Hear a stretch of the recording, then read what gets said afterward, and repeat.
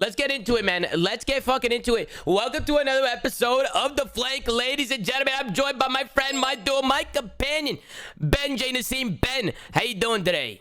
I'm doing good, Tom. Excited for the weekend, long day of work, but a great day of matches, Tom. Excited to talk about it. Yeah, crazy day of matches, man. We had some two powerhouse teams today, right? We had 100 Thieves and Optic coming out and taking the dub, and that's what you want to see out of some of these big guys. The first series, guys, it got a little bit fucking mixy. I'm not gonna lie to you. Seattle, they came out. I lost the yesterday Ben said that 100 Thieves was gonna win. I personally thought 100 Thieves was gonna win as well, but I said, Ben, you know what? You mixed it up. I'm gonna mix it up. I'm gonna go with Seattle. And okay. I thought that they could have pulled this one out, Ben. I thought that Seattle made a few mistakes that costed them in the long run. But 100 Thieves was showing, that they can bounce back. Even if things aren't going their way, they show that they can bounce back, have that composure, and they reverse sweep. And it's always exciting to see that, Ben. Yeah, I mean, we'll get to this series in a minute. You want to start? We can start with the vetoes if you want, because I got something to say about the vetoes here. Go ahead, Ben. I know you're the veto king. Let's get a win in the chat. Show this guy some love. Talk about it, Ben. Give it to me, big guy. I'm not taking credit for this one. You and I were watching this match with the GOAT, Joe DeLuca, a.k.a. Merc. And Merc made a good point, bro. Like, Seattle going into this series is 0-6 on raid control. They were 0-1 on checkmate, and they were decent at Garrison. So these are also going to take Garrison off the board. Whoa, Ben, I might need to stop you.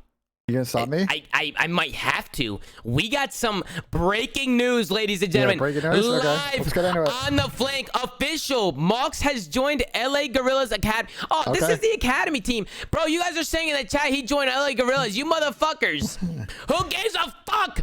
Back to the veto. Ben. Back to vetoes. Back to the veto.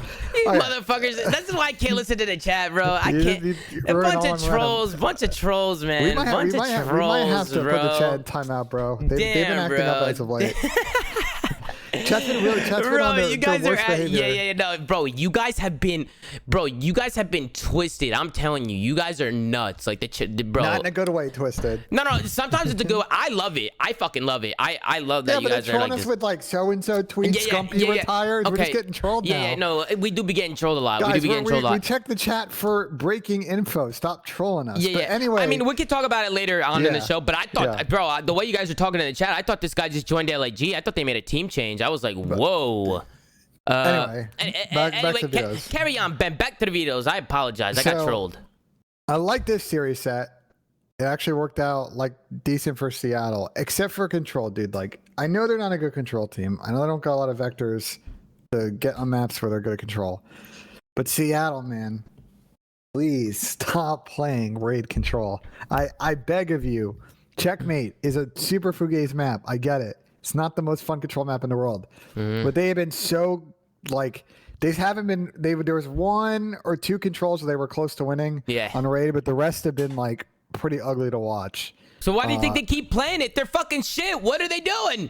I mean, it could be the same situation. Like, we had Slack come on yesterday and talk about how Florida plays a lot of checkmate, hardpoint, even though the record, and checkmate S&D, even though, like, their record in game is not good, but in scrims they're good. So, like, maybe it's one of those situations. Like, I don't know, bro. Like, would love to just see them try and mix it up a bit. They've only played checkmate control once, and they lost it, I believe it was to Florida. It's just, I don't get it. But I mean, I simply agree. I agree with you at this point. It just makes no sense. But we'll skip kind of to the middle of this apocalypse map. And I want to add, guys. A lot of issues today. Okay, we know that the game was lagging. People were lagging out. A couple of restarts on the day. It sucks.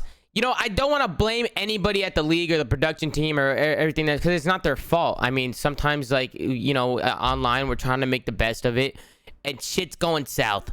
Now, as a viewer, it frustrates me because, like, sometimes we have such good games going, it just kills the fucking momentum and the energy of it all. And I lose my composure a little bit, but it's like, who do you even blame, right? Like, how do you blame a game crash, So, guys, it sucks, but what are you going to do? You know what I'm saying? So, I just know that there's problems in both series. So, I just wanted to mention that right off the beginning, just so if we continue to talk through these series, we don't see people just bitching about it, but because, what are you going to do, guys? But carry on, Ben. So, going to this map. Yep. This is Seattle's map pick. They start on bad side. I love, like I said, Tom, we have talked about this on the show. Want to see teams pick Apocalypse more and say, don't care, good side, bad side, whatever. We're a good map on this. We're a good team on this map. Let's run it. Yep. And get that mix. And I got to give credit to Seattle. They were down kind of quite a bit in this map, Tom, and they ended up battling back, making a really exciting map. And look, across the board in this first map, at least, you want to go to the Thieves listening? Yeah, I feel like people love it, man. I mean, do you guys like listening to the listenings? What do you guys think in the chat? Do you want us to skip over this listening, or you want to take a look and dive in? What do you guys think? Nah, yeah. Fuck, why can't you guys ever be on the same page? Skip it. There's a lot of people just say skip it. They don't give a fuck. All right, fuck it. We'll skip this listening for now. I mean, they're up by a lot. They're probably just high energy, absolutely frying. Like, it's 140 to 60. Things get really mixy here, Ben. Really mixy. Yeah, I mean, this is the point, like, right here, like, where Thieves had rotate. Actually, let me back up a little bit. Yeah, go ahead. Do what you gotta do. It was kind of a mixy rotation. I think Seattle had tried to set up here early. It ended up being like a 3v2, 2v3. Let it play. And they didn't really win all these gunfights, and it's tough. So now you're like in the worst position for Seattle. They're losing. You're not getting the DP1 spawn. Yeah. So you're like, well, shit. Like, we got it all to do now. Octane's trying to do everything he can here to just but try you're and right, stay Tom. alive. They do a really good job of pushing out the spawns here, and this is where I think the map starts to really turn on its head, like right at this moment. I mean, right here, like, Seattle, they do a good job getting the kills. They work on the kills. They know they're missing one guy. They both turn around, and they kill Venom. Now you know that you got 100 T spawning out, and this is what Apocalypse is, like these chains. Like, between the P1 and P2, like, you can get 120 points here, Ben. And just like that, you're right back in the game. Yeah, I mean, we'll skip through most of this, guys, because we have a lot to cover today. But, I mean, they get most of this time. They get most of the next P2 time. Yeah. And then all of a sudden... they get pretty much all of it. Not just most of it. They get all of it. They take a lead. Guys, they were down 100 points, and now they find themselves in the lead by 20. It's crazy. It's crazy how much of a momentum switch it can have. Like, Call of Duty is such a game of momentum, has it not been? When you start firing like that. I think you're starting to see a lot of teams are getting very comfortable at chaining a lot of hills together. We see a lot on Checkmate. We see a lot on Raid. You really see it on every map almost. And we haven't seen a lot of Apocalypse. Again, teams don't like picking this map, but I don't think having the P1 spawns are that bad. Yeah. And when you can just get in this groove, especially like P2 and a P3, or you get a good P2 time and then you go P4 to P5, like, there are a lot of ways that within the 5 hills you can figure out how to be plus in points in like a pretty dramatic way, even if you don't have good spawns. Yeah, no, 100%. And it's one of those things too, going back to the momentum switch thing. That's why teams that are really fucking good have good discipline, because not only do they have the talent, but they have the discipline in them. And that's what you see coming out of Seattle. I feel like Seattle has the discipline, but sometimes they might not be the most talented. That's why they find these very close series. You know what I'm saying? Can I actually argue on the other side of that? I actually think sure, that go ahead. Seattle is disciplined, but I also don't think that they make the right decisions in the clutch. And I think that's killed them in a lot of these series. We'll talk about what happens in map 5. Like, I agree. Like, they have some good structure in their team. With some more slaying, I think they'd be kind of in a better spot. But I also think that, like, when it comes down to the clutch situations, especially in S&D, like, sometimes they just mega switch off and make the wrong decisions. Yeah, it's like they know how to play the game, but situationally they're falling apart, and sometimes their talent... Sometimes you need bailouts. Like, sometimes things don't go your way. Even when you're playing the game the right way, guys, like, the talent is what's going to help you push through and win series. Like, at the end of the day, talent bails you out. So sometimes I just feel like they never get bailed out. Like...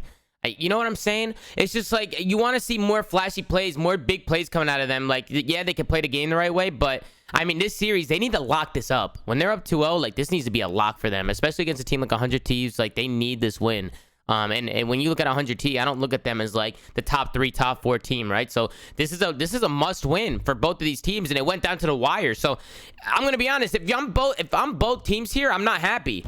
Both the 100T and Seattle, I think I'm pissed off regardless of who I am.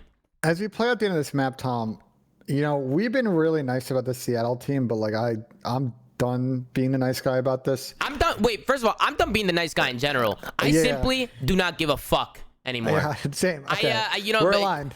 I'm gonna be honest. People say things, I hear things, a bunch of stuff goes on. I'm at the point now. Bunch of fugays, Tom. Bunch of fugays. I don't give a fuck, guys. I really don't. So let's rip the band-aid off. Yeah, rip it off. I like the progress with this team. What I don't like is that we're now in a stage 3, and the slaying hasn't gotten better from Looney. And I think the problem with it too is like, love Persini. He's gotten a lot better, but he's never been the most consistent player in the world. Big P plays a role. You're going to always see some 0.95s, some 1.1s. Like, he's going to fluctuate a lot. I feel like Sam has actually played pretty good in this series, outside of a couple decision making in S&D. They need Dan to step it up. Yeah. Like, that extra, it's not like he has to go out here and drop a 1-3, but like, they need him to get under like 4 or 5 kills a map, because it would be the difference between sometimes them getting 40 or 50 points on the map. Yeah. It would make their lives so much easier, because this team has good structure, but right now they're in a lot of situations where they're just not in like a pause slaying position, and it's really killing them. Yeah. I mean, people are saying in the chat, right? They're like, you always defend Looney. You always defend. I don't always defend Looney. I just, he brings other intangibles to a team. Now, I see people talking about IGLing a lot, like Looney's the IGL. Ben, I'm going to be honest with you. I think IGL in game is fucking fugazi. I'm going to say it now. I think an IGL in COD is fucking fugazi. I think it's fucking fugazi. The really good teams, guys. I really do. So I think it's overrated as fuck. Let's talk about this. The way the game is set up now, the way this game plays. Yeah. You can have one person on your team that's sort of like, hey, everybody take a deep breath. Like Alec for RCDs for Atlanta FaZe does this, like, take a deep breath, everybody chill. But you know what the other 3 players on the team are doing? They're all calling each other to make plays. They're all talking to each other and everybody saying, needs to do that. Go here, help me, go everybody. There. You don't need one person just directing everybody to say, hey, we all need to go left, or hey, we all need to go right. If you want to be a good team, everybody's got to be doing that. So that's why I think the IGL thing is overblown. The thing, no, guys, and I see a lot of Lumas in the chat, but you guys don't understand. I'm not saying an IGL means nothing. I'm saying it's overrated. It's fugazi. Sometimes people talk about IGL like, it doesn't matter if this guy's dropping a fucking 0.7. He's the IGL. You know what I'm saying? He's the brains behind it all. That's not how it is. Guys, you have teams like FaZe and Dallas and fucking New York and Optic and all these teams at the fucking top with nonstop talent from top to bottom. You need all 4 players calling out. You need all 4 players calling strats. You need everybody small talking, working off each other. Like, I don't want to hear no bullshit about IGL. I don't. I fucking don't. I don't care. I don't fucking care. There's too much talent in the league now. People are losing spots. The competition is at a whole nother level. There's only 12 teams. You want the best of the fucking best if you want to win. And I hate seeing the IGL shit personally. Now, I'm a big fan of like, I understand that there's IGL players that bring a lot to a team, like Alec, right? Arcides on FaZe. He does a lot for that team because he keeps them in order, and him being an IGL helps, but he's also very talented and gets kills. He's a good player. So, there needs to be a balance. Like I said, you don't always need to look at a player just for their talent. You can look at a lot of things, like their comms, their teamwork, their small talk, like whatever. It could be anything. But as a whole, you want all 4 players slaying Ben. Because if people are slacking and people aren't doing their thing, you're gonna lose. You're gonna fucking lose. That's all it comes down to. I agree. So I want to talk about the situation, Tom. Yeah. So it happened in this map. Also happened in the last map. Octane got in a lot of weird situations, and I also don't think in those situations he made the right play. So I want to pause it right here, right? Yep. So Gunless kind of gets really unlucky with the timing here, right? He gives it up. Sam's watching, the back. They don't know where the other guy is, and he gets killed crossing bomb. What Sam does in this situation, like, I don't quite get. He shoots at one guy. Yep. He obviously doesn't know where the second guy is. You see that first guy, just go plant the bomb. You're in a 1v2. You're likely not going to win this round, but he basically makes a decision to guarantee that he has no chance to win this round. It's the little things, man. Like, I just feel like sometimes with this team, he didn't have a chance to win this round, though. He had a low % chance of winning this round, but he also didn't give himself a chance to win this round, is what I'm saying. He didn't give himself the extra 4 or 5% win chance to win. Ben, that's a fucking nitpick, Ben. It is a nitpick. You know but what it's I'm the saying? little things. It's the little things, Tom. Yeah, it's the little things. I think he gets bombed down. He's in a 1v2, Tom. If he could just kill one guy, it goes up tremendously from there. Yeah, but a team like 100 D's is going to check the bomb. But I see what you're saying. At least try to win. They were middle. I mean, I get what you're saying. It's a little shit. I get what you're saying, but I think they also do shit right. Like, we watched this round, Tom. Guys, these 3 back-to-back rounds are really, really interesting. Like, the only rounds to watch this map. Mm-hmm. This round gets fucking mixy, Tom. I don't know if you remember this, but Brasini went to a huge 1v1 in this situation. Like, just the usual, like, we see this a lot, like, just a mixy situation at A. People in outer, people in inner. Dan gets some. Why are they not weird looking timing. at? Why are they not looking at outer? By the way, like they just said fuck it. Fuck it. We're not gonna look at that today. Yeah. What's their setup here? So they got 2-2. They're hitting middle, and then one guy's watching a window. Hey, look, Looney has eyes on everybody. He's just not. He just doesn't want to chow. Yeah, but nobody watching he has over him. Octane. He has Octane watching his inner. You know what I'm saying? So like, I don't know. I just Yeah, it was like weird. Dan to maybe get more aggressive, but Sam's also giving him no help. So like whatever. Well, See I the mean, setup. yeah, the setup was shit. Setup is shit. Yeah, So shit setup, terrible. but Seattle wins this round, right? They're down 3 before. They actually do a really good job of making the situation work. Like London's not really sure what their guys are. They can't really get the bomb down. No one's watching escalator, so they hit that out. Bunch of trades go down here. Pierce gets traded out. And then Preston does a good job. He knows that TJ's weak. He pushes him up. Big 1v1. Puts himself in a plus position. Big plays. Then this round, Tom, this was like one of the most psycho rounds of S&D I've watched this year. Oh, yeah. This round is wild.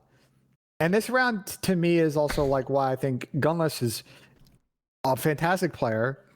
And stepped up a lot looks from great. last year. Can we talk about Gunless? He looks great, guys. Yeah. Gunless is looking like Big P. He's fucking frying out there. Venom pops a big 3 off the rip, but Big P. And no, that doesn't stand for big penis, because a lot of you guys were saying that yesterday. Big Pierce coming in hot with a big 1v3, guys. This was huge, Ben. This was huge. So he kills the first guy in a 1v3. Okay, like it is what it is. You don't know where Big P is. Yep.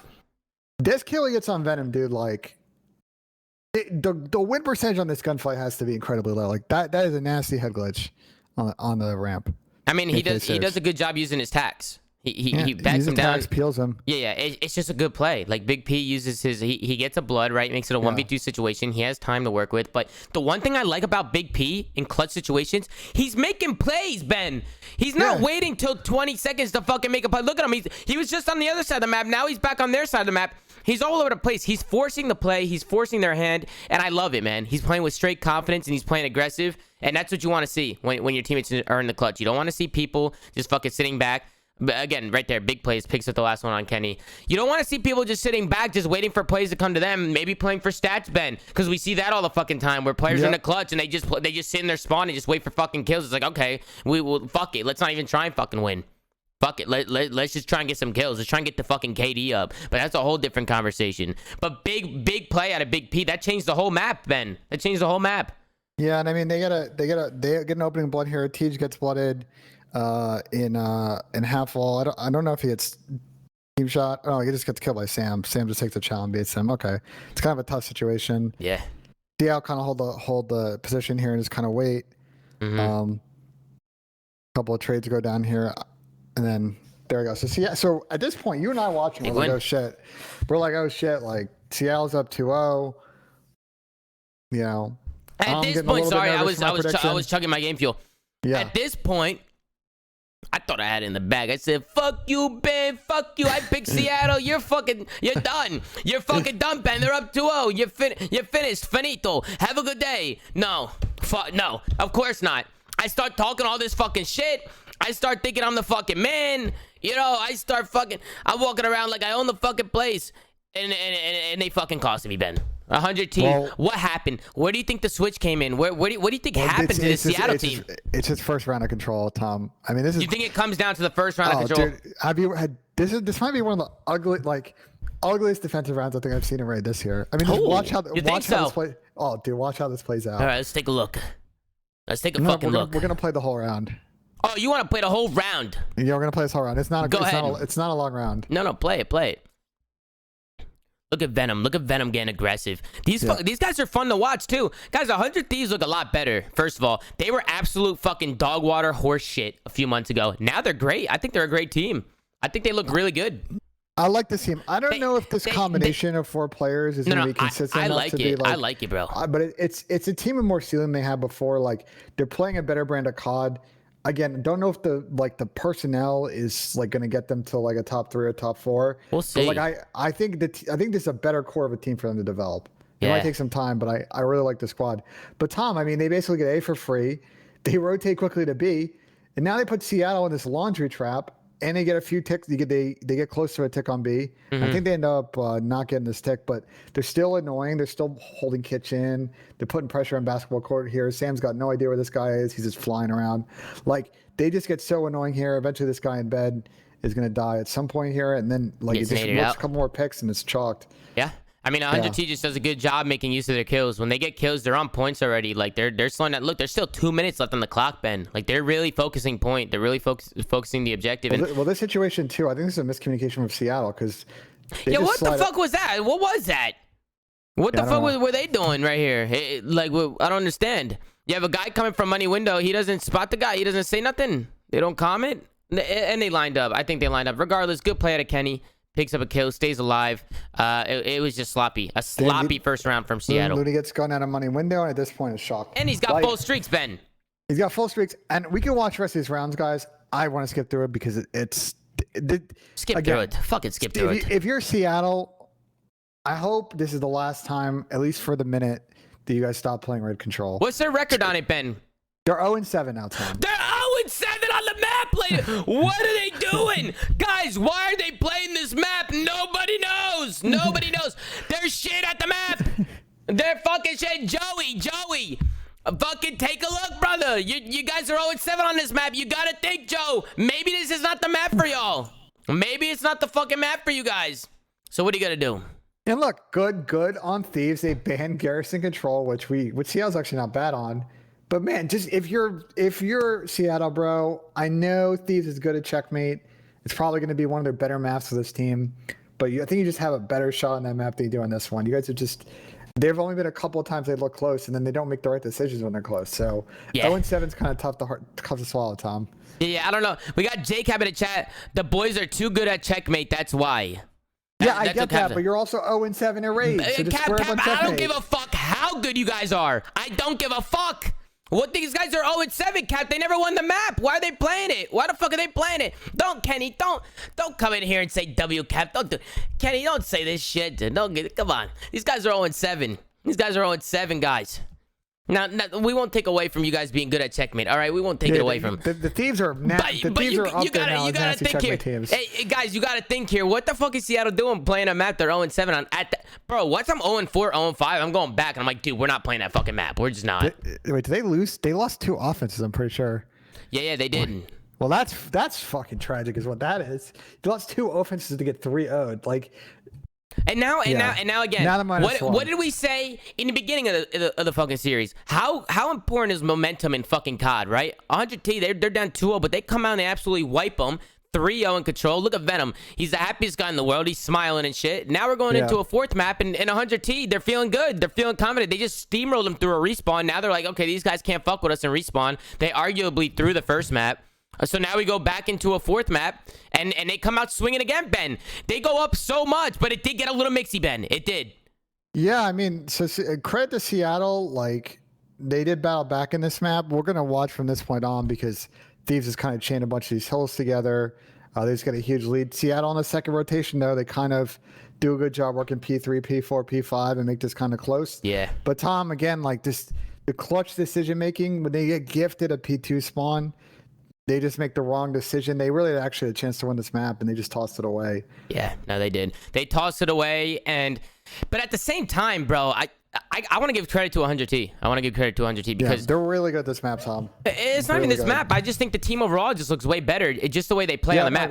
Regardless of just pretend you remove the scoreboard, remove everything you see. Just watching the gameplay, right? Just watching the gameplay. Like I just feel like they're on a different pace. They have more fluidity. Yeah, fluidity. It's a great word, Ben. Fantastic word. I feel like their old team was just like too by the book, too scared to make plays, like to just really go out the mold. Like you can make sketchy plays, but if you make sketchy plays together, you have a better chance of succeeding in making those plays. I agree. That's why I like the Steve's team, because it just doesn't seem like they're scared to make moves on the map, and it gives the coach like Cap more to work with in terms of the system. Like I just think they're in a better spot now with the squad now.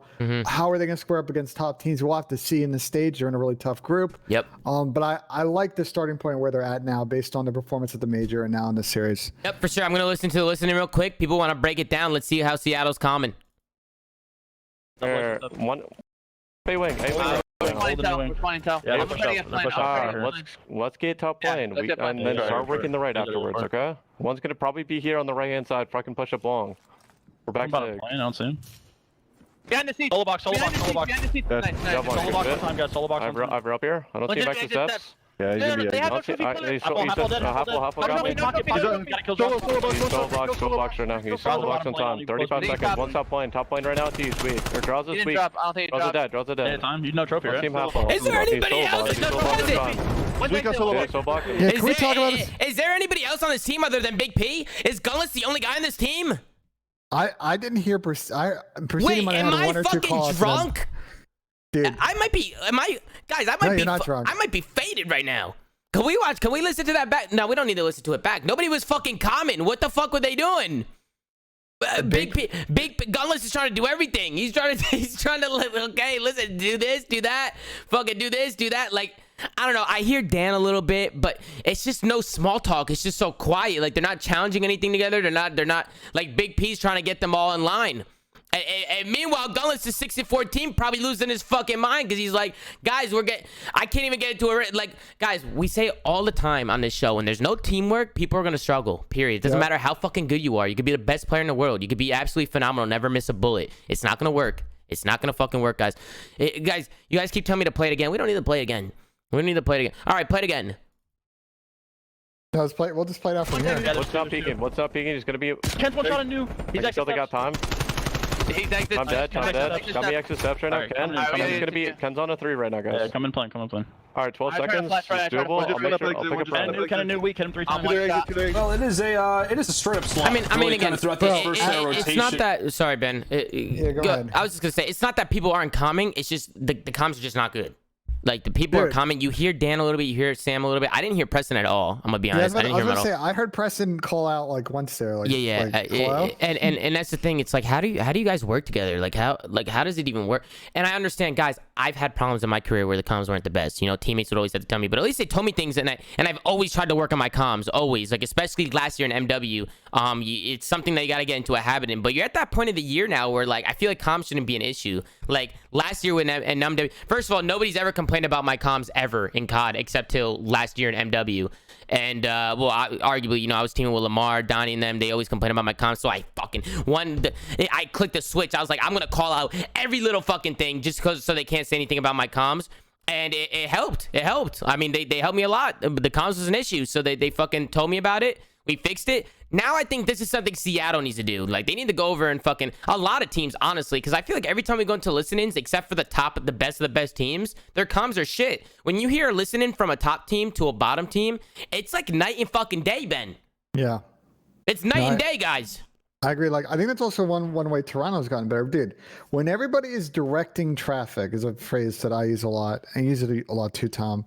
Telling each other, hey, I gotta roast somebody in the chat too after this. Hey, let's go push right. Hey, let's go long. Like, that kind of shit, and like, you know, talking to each other who's gonna push out first. Like, that makes a big difference in ensuring that you're gonna win those map control situations. Yeah. And if you make the game easy, people are going to get streaks. People are going to go on runs. Like, it's just going to all get in a good position. Instead of chasing, everybody's doing these solo chows. Like, there was no teamwork from Seattle in that sequence, Tom. Yeah. At no point did you ever see two or three guys pushing together. There's a lot of single chows, a lot of hero plays, and that's why they went down big. But credit to Seattle. They did claw back at this point. Yeah, I was going to say, kind of we only heard a small portion of their comms. Their comms could have been great after that. For the rest, somebody could have said, yo, pick up the fucking comms, and all of a sudden they start firing off comms. Like, sometimes you get in those rhythms. So, like, somebody in the chat, he goes by the man 00Jumpman14, Ben. He said, if the team is losing, Tommy says there is no small talk, and if they are winning, he loves the comms, and they sound the same, blah, blah, blah. Yeah, no fucking shit, asshole. No fucking shit. Why do you think they're losing? Usually when a team is losing, it's because their comms are shit, they're not working together, their teamwork is off. That's the whole fucking point. That's the whole fucking point, Jumpman. You pick it up when I'm putting down. I don't know. This fucking guy. All right, Ben, go ahead. You can't. I can't take it, Ben. I read this stupid shit. You're 100% right. I read this. He just proved my fucking point. He just proved my point in the chat. But what are you gonna do? And again, Seattle, like Ben said, start clawing back in, and you gotta think. Maybe somebody said pick up the fucking comms. Maybe it was Big P. Maybe it could have been anybody. But they start clawing back in and start playing good. And guys, I always give Seattle credit, man. I've been saying Seattle's a good team. They just need to put it all together. And you know, sometimes it's not always gonna be so nice. I told you guys I'm done being nice, especially today. Today I'm on one, Ben. No nice talk today. I'm gonna call it how I see it. The comms are shit. Those comms are shit. Proceed. So I felt like in this sequence, like in this comeback, Seattle was doing a better job getting plane control. Like we've talked about a couple of times, like plane control is everything in the control version of this game mode. It's everything in the S&D version of this game mode. It's pretty much how you need to play almost every hard point on this map. And Seattle started getting plane control. But what happened is after this hill, Venom went to that spot that he's gotten very good at. In the, I don't know what you call it, Tom, that like side room and plane, and he gets a big two-piece closet. He gets a big two-piece and stairs, and then Seattle just don't make the right decisions. That being said, and I'll skip to it, Tom. Like, okay, let's walk through the sequence, right? I was losing my shit here, by the way. See number 8 right here, Venom. So he's okay. So he's in closet, right? Mm-hmm. He's playing this good corner. It's a common corner, right? He always plays in there. He's always playing in there, isn't he? He's a sneaky little fucker. 2 guys are stairs. He gets both kills, right? Good plays. Great plays. All right, so Seattle's spawning P5. This is a tough spot.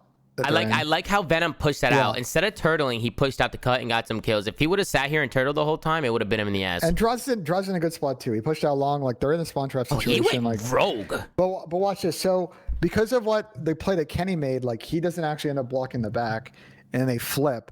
But Kenny then actually makes another he makes a bad play, but then he makes a good play because he pushes up here to a spot that they're not really sure to check this close corner. And he gets some help because I'm sure at this point TJ's like, I don't know where these guys are spawning. Yeah. And unfortunately, Seattle don't capitalize on this good spawn. I believe they all go down. 1, 2. Third, Sam's in the back. I mean, he's basically screwed. He runs away. At this point, what was an opportunity for Seattle to kind of get in a position here.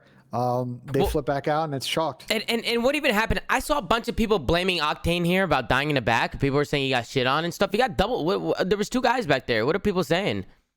Now I don't know what. Listen, I don't know what happened here. He could have got shit on, but regardless, he was probably getting traded out. So I don't really think that was a big problem. I saw Octane. They probably should have tried to like wrap back to stacks here. I guess maybe they tried to stun or nade over, and maybe they just got some weird timing because they didn't really hit anybody. But like they decided to push long here, and I think that kind of screwed them because they hadn't cleared out the spot that Kenny was in. That's how they got pieced. Yeah, see, I'm a little confused. I'm gonna bring up his tweet right now. But Sam after the match, he goes, coming from Sim LeBrew at Octane Sam. He said, no way I'm getting tweeted about not clutching a 1v3 and not 2-piecing Ken and TJ for spawns on check. So right there is what he's talking about, the 2-piece. Yep. That's what he's talking about.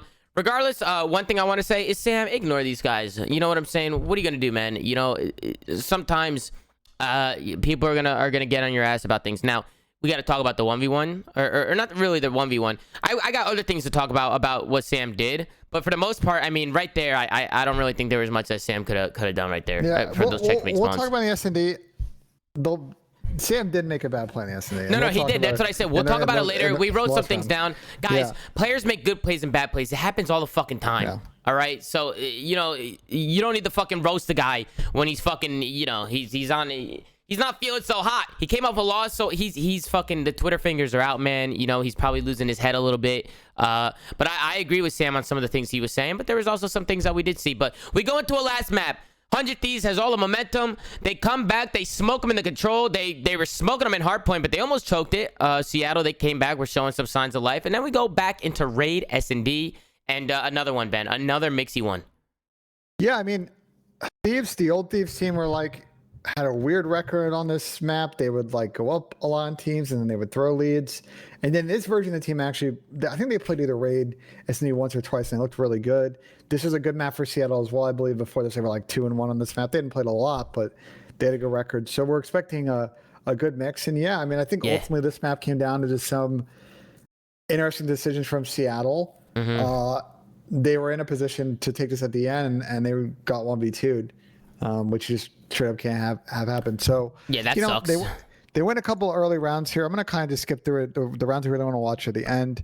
They do a good job. Yeah. I got a question for you, though. Yeah, go ahead. Because I see people talking about it in the chat. Do you think the restart had a factor?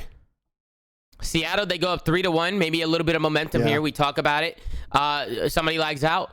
100 Thieves is able to get some time now. Regroup. Maybe talk about some things. Do you think this had an effect? Or do you think that's fugazi? It might have, but like, then you also get into the middle of the map, and it doesn't take away from the decision making. Is what I'm saying. Like the Gunless was on a 5 as well. Yeah, I mean the 5 thing obviously sucks because he could have gotten streaks. That super sucks. But at the same time, they also like made questionable decisions, and I don't think momentum has to do with those questionable decisions. Okay, I agree with you. That's a problem they've had as a team regardless of this map or another. That's why they're coming up short against some of these teams. I agree with you, but at the same time, Big P was on a 5. Goneless was on a 5. Oh yeah, now, streaks are be massive on this map. Streaks are massive, and the thing is, he's on a 5, and now they're probably playing for those streaks, right? Their whole mindset on the map changes. They're probably playing around him, trying to get him streaks, because especially on raid, bro, streaks are good. Streaks are good. It's so open, especially the bomb sites. They're just so open. So, that sucks. Honestly, that fucking sucks. But again, what are you gonna do? What are you gonna do? I lost an event because of a fucking bomb glitch. You know what I'm saying? So like sometimes I forget that you guys played a game where you couldn't plant a bomb. That was yeah. In Ghost, guys, in Ghost, and I ended up losing to that fucking phase team with Doug, and till this day he never shuts his mouth. He's like, yeah, you remember last field, Tom? I'm like, Doug, you guys got blessed. Okay, that event was ours. It was ours. We got a bomb glitch. We had to restart the whole fucking map, and we lost. What are you gonna do? But sometimes shit happens. But they could do what they could say whatever they want. They could complain, bitch, and moan. But there was definitely mistakes that Seattle made here. And again, let's give credit to 100T because they clutched up. They were down 0-2 and they showed some resilience here, Ben. And that's exactly what you want to see. I didn't watch this round the first time. Why did Seattle not plant this bomb? There's a guy. So maybe there's a guy money, and they just try to take these gunfights. They were at 3v3. They don't know where number 6 is. Unless number 6 is shooting the guy crossing stairs. Like they definitely could have gotten the bomb down here. And they're in this stalemate situation right now. Like Again, probably could have gotten the bomb down. Maybe I agree. What the fuck are they waiting for? I mean, guys, why do teams wait till the countdown starts going, until there's 30 seconds and the time starts clicking? The time turns red. Everybody starts scrambling. Why the fuck do teams wait till the last second all the fucking time to make a play? Why? What are you waiting for? Especially when you're on the offensive end, because the defensive team's not going to give you anything. Why would they? They don't need to make a fucking move. When you're on offense, make a fucking play. Read the game. If you guys want to slow play it on offense and try and work some picks, go for it. But don't wait till there's fucking 20 seconds left to make your move. Don't do that, because you're literally just wasting time. And you're just allowing the defensive team to take long routes, work pinches on the bomb site, right? You don't know where the guy's gonna be. There could be a guy flanking their bedroom for all they know with how long they just took to try and get that down, Ben. Yeah, I agree. So I think this is a weird round time. I think this is the Sam almost 1v3 round, if I believe correctly here. I think this is the round, yeah. Right here. This is not the round, is it? It might be. I don't remember what the round count was, guys. In the 1v3, I don't. I think this is it. So Dan goes for this middle plan, which I actually really like. This is it. This is a good setup for Sam. And then he dies because he'll get this bomb down and he just can't get away. Sam does a really good job here. He kills Kenny, does a great nade on Venom here. And then he's putting kind of a weird 50-50 decision. You and I were talking about this decision he made. Like, you could say, okay, like in this situation, like maybe he should jump out the pool. It's already kind of planted for him while stairs. Maybe he can finesse, or he could take the chow. It's sort of like a 50-50. Yep. And he took the chow option, and in retrospect, probably not the best decision he could have made. But I don't think this was like that egregious of a mistake on his part. No, so this is what I would have done. Go back to where he was alive in kitchen in a 1v1 situation, and pause it. Give it a little pause right here. Once he gets into kitchen, give it a pause. So right here, he's one shot. He's in kitchen. He knows the guy's water stairs. He's shot. First of all, I don't know why the fuck he's braming this well one shot. I don't know why he's doing this. He was feeling super ballsy here. Maybe he thought he could catch draws on a sprint because he was weak. 115 HP. He's not one shot, but yeah. Okay, he's weak though. Bro, he's red. Like if Draza comes around the corner, he's gonna kill him. Like if he full chowed this unless Draza just gets absolutely shit on smoked, he's done. He's gonna lose the fight. So this was a weird play to begin with, but keep playing it. He somehow gets alive. Like Draza stays alive right here. Pause. Right here. I think he should jump out money. But I think so because the bomb is planted for mid. So if you jump out money and get water stairs, you could see the bomb get eyes on bomb and then just keep bomb checking it, right? You got an AR, so just jump out money, whatever. But in hindsight, when you're in the heat of the moment and you're in the game, after the fact, of course I could say this, right? Jump out money, go water stairs, get eyes on bomb. It'll probably be the best play, but it's a lot harder to think about that when you're in the game. But guys, I see a lot of you fucking guys saying rap laundry. Terrible fucking play, guys. The worst play. I can't believe some of you guys actually think that's a good play. The bomb is planted for mid. Draza can easily tag up Sam and go and defuse the bomb. How many times do we see pro players weaken players or get players weak and hop on the bomb and just fucking defuse it? For all Sam knows right here, play it out. Play it out where Sam doesn't see him here. Keep playing it. Just let it play. Right here, Sam doesn't see him, guys. He doesn't see him. For all he knows, Draza's on that fucking bomb sticking it. That's all he knows. So, do I agree with the chow? It was a weird chow. I would have liked to see him throw a shimmy or something. You know, like maybe see if he was there. Like, you know, give it a little shimmy. See if Draza was trying to play for the kill or whatnot. But instead, he just went for the full chow and lost the fight. The best play would have been to jump out of money, wrap water stairs, and get eyes on bomb. To wrap laundry, I think is a terrible play. I think it's a terrible play. Sam, I mean, to be fair, like that water stairs is not the like greatest gunfight in the world. So like I could also see the hesitancy, but like he has no idea where Draza is. Again, Tom and I are nitpicking the situation, but Tom, I think it's very much a 50-50. I don't know about you. Like, hey guys, listen. You guys can say whatever you want about I'm going laundry there. If Draza sticks the bomb, which he could have very well have done, and Sam wraps laundry, he's done. The bomb is planted for middle. Sam's gotta fly he's out. done. Yeah. The only way laundry works is if hopefully Draza doesn't hop the bomb, and even going laundry, Draza's gonna shimmy middle, whatever, wait middle, and know nobody's there. He's gonna know he's laundry, so maybe he could make a play for him. Listen, he could have went laundry and it would have worked in hindsight because we're watching it back. But put yourself in the fucking mind. Put yourself in the game, guys. Pretend like you were Octane in that clutch, and you're in kitchen, and you get made one shot, and you're in kitchen, you're made one shot, and you shimmy middle, and you don't see anything there. Wake up. You don't see anything mid. You don't see nothing. For all you know, and we see it time and time again, people sticking bombs after they tag people up and they let them run away. It's a 50-50. He either needs to challenge middle or wrap money, or wrap. The best play would have been to jump out of money, wrap pull stairs, get eyes on bomb, and just stay alive. Just keep shimming the bomb every 7 to 8 seconds. He has an AR. That would have been the best play. I don't mind a chow. People saying wrap laundry, I disagree. Now, you guys could spam Lumas, say whatever the hell you want. What are you gonna do? I agree to disagree. We just don't agree on the play. I personally, that's what I would have done, Ben.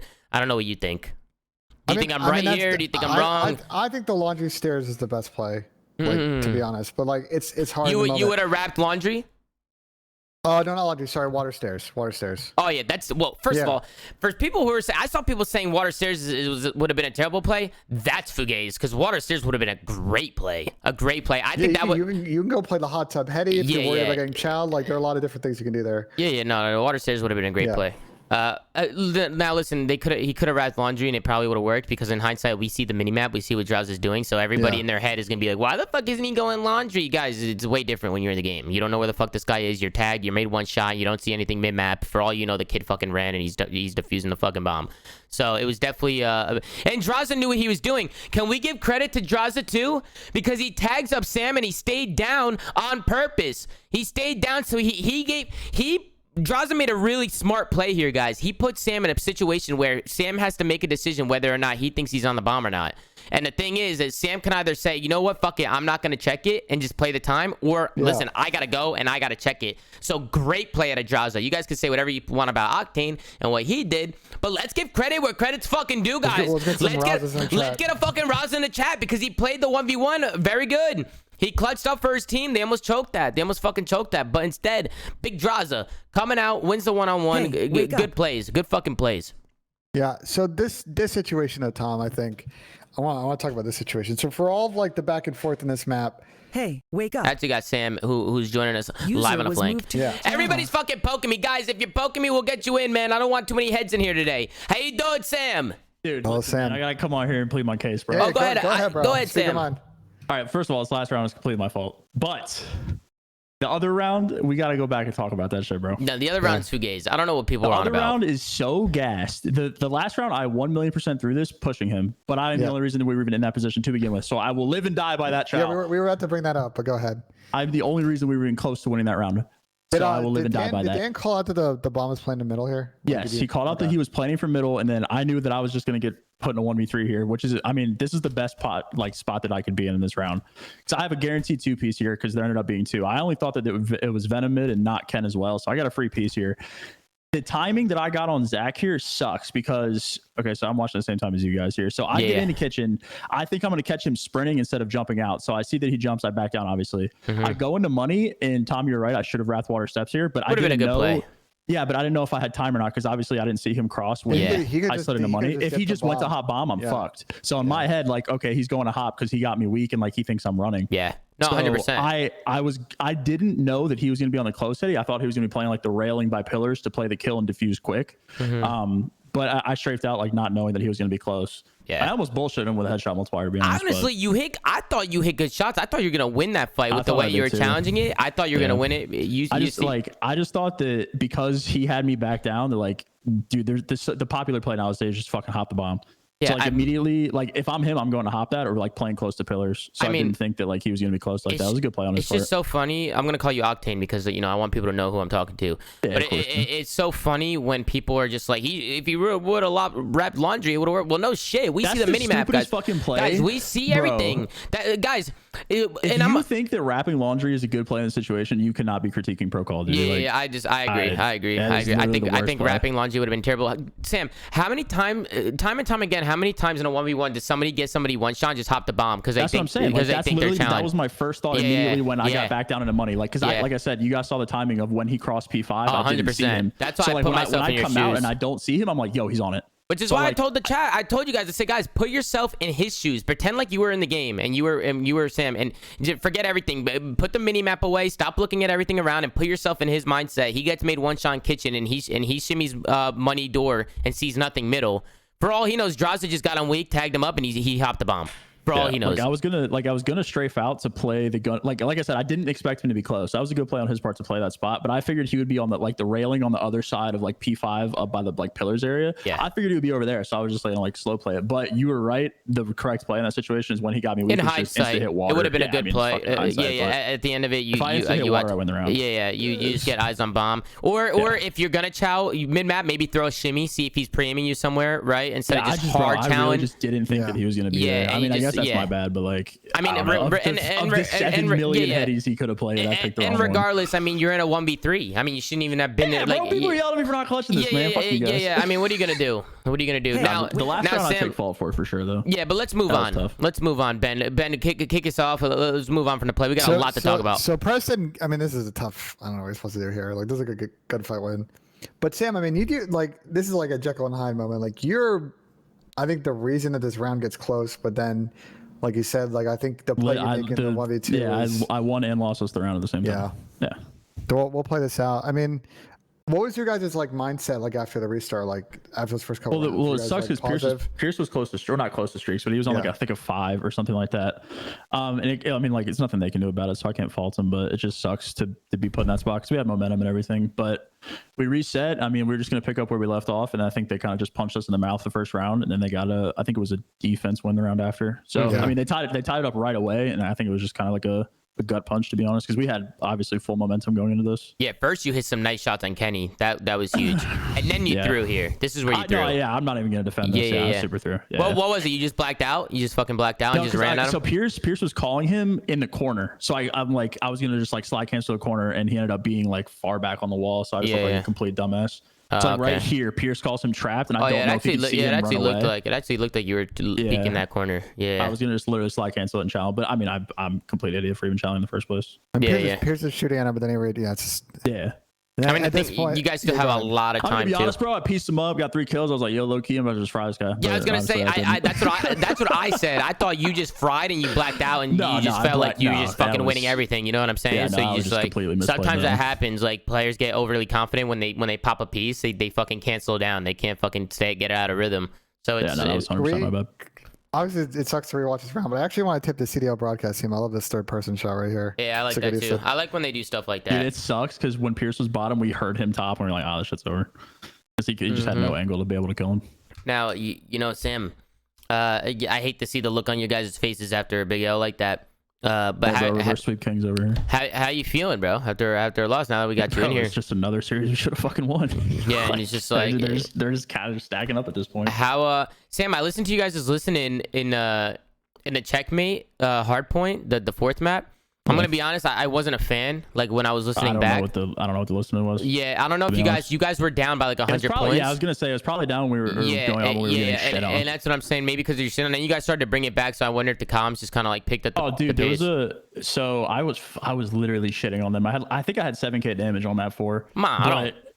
Dude, I think it was the first like P5 or something, or the second P5 when we I think we were down like 80. I was like, yo, we're gonna win this fucking map. Everyone I was like trying to rally the troops. I was popping pieces. I was like, dude, I was blacking out, no bullshit. I was just shitting on them, to be honest. Yeah, who do you guys play next? We play Optic tomorrow, but Okay. switch on to Fidos. Jesus Christ. Yeah, Sam, can we please stop? Do you want to playing talk about raid control, dude? Yeah, please. Sam. Can you explain 0-7, what's going on Sam. here? 0-7. Listen, What are you bro, guys doing? I'm not, dude. I'm What not show are we getting into doing, it, bro? I'm not getting into it, bro. That is All right, so you're telling us we're going to see Checkmate or Garrison tomorrow, is what you're saying? I'm not. I refuse to play raid control. Thank God. Thank fucking God. Well, listen, read up. You're probably going to playing raid against Optic. Not raid. Sorry, you're not probably going to playing Checkmate against Optic. To be fair, I mean, bro, so. we're 0-7 on the map. If we play it again, I'm gonna fucking bench myself. Like, come on. All right. Well, regardless, Sam, I wish you guys the best of luck tomorrow, man. You come out, do your thing, do what you got to do. You're more than welcome to stay with us. We're going into the next series. We're going to talk about the I next didn't series. watch the next series. I blacked out, got off. Oh, okay. Well, that sucks. All I know is there was like Optic won first map and then it reset. Yeah. And then they If, had if to you win want, again you or could some chill in shit. here. You could chill in here. But let's Yeah, fucking let's go get some barbecue, bro. right now.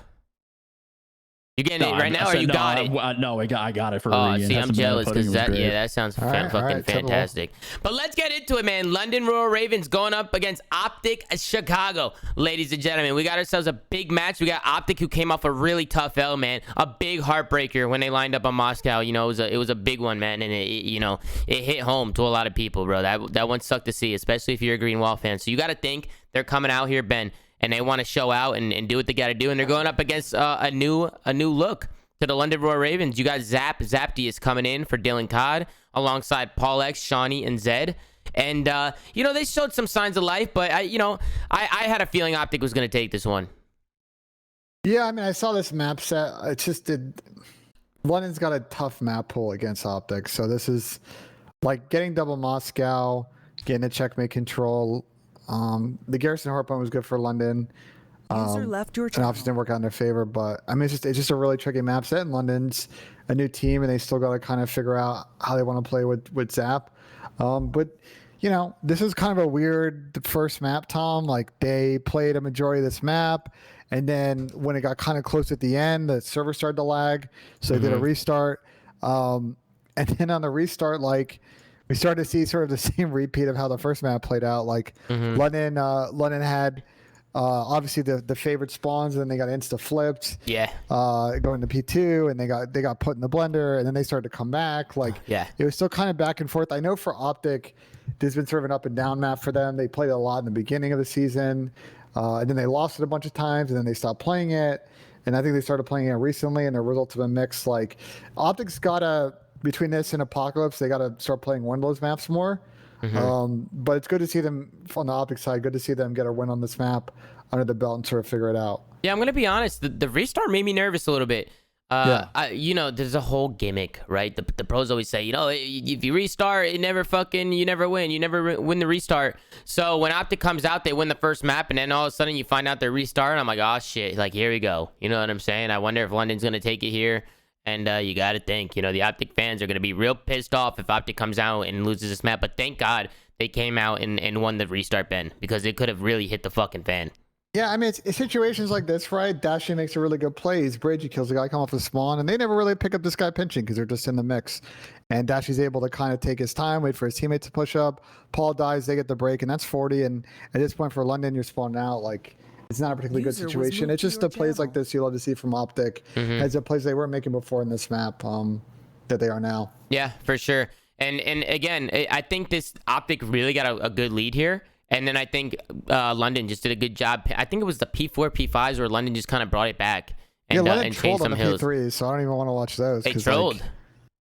They got insta-broke. They got insta-broke on rotation. I mean, to be fair, number 4 is on old, so it's kind of a 3v4 to begin with. But maybe London, you want to play a little bit tighter in the back. That van spot's really good. Maybe use your nades a little bit better. Try and give yourself more advantage in a 3v4. But they get flipped out. They kind of make this mixy with some wall bangs. Tom, Zed, who I know is in the chat, is like king laying on his chest. So unpredictable with these plays that he makes, where he's doing that. So they make this kind of a mix. And then you're right, Tom, on the P4. And I think there's an Optic listen. Maybe it was on the first map. They start to come back here into the P5s, and then the map gets kind of a little bit closer. Yeah, Zap, this was an interesting conversation. Yeah, they play for streaks here, right? Yeah, we were watching, and in the team speak with all the FaZe guys. We were watching with Easy Mac and RJ, Chris, all those guys. And a lot of them are saying, sometimes playing for streaks can hurt you, because this whole hill, he was just sitting here just playing for streaks, which I don't know if I really mind it.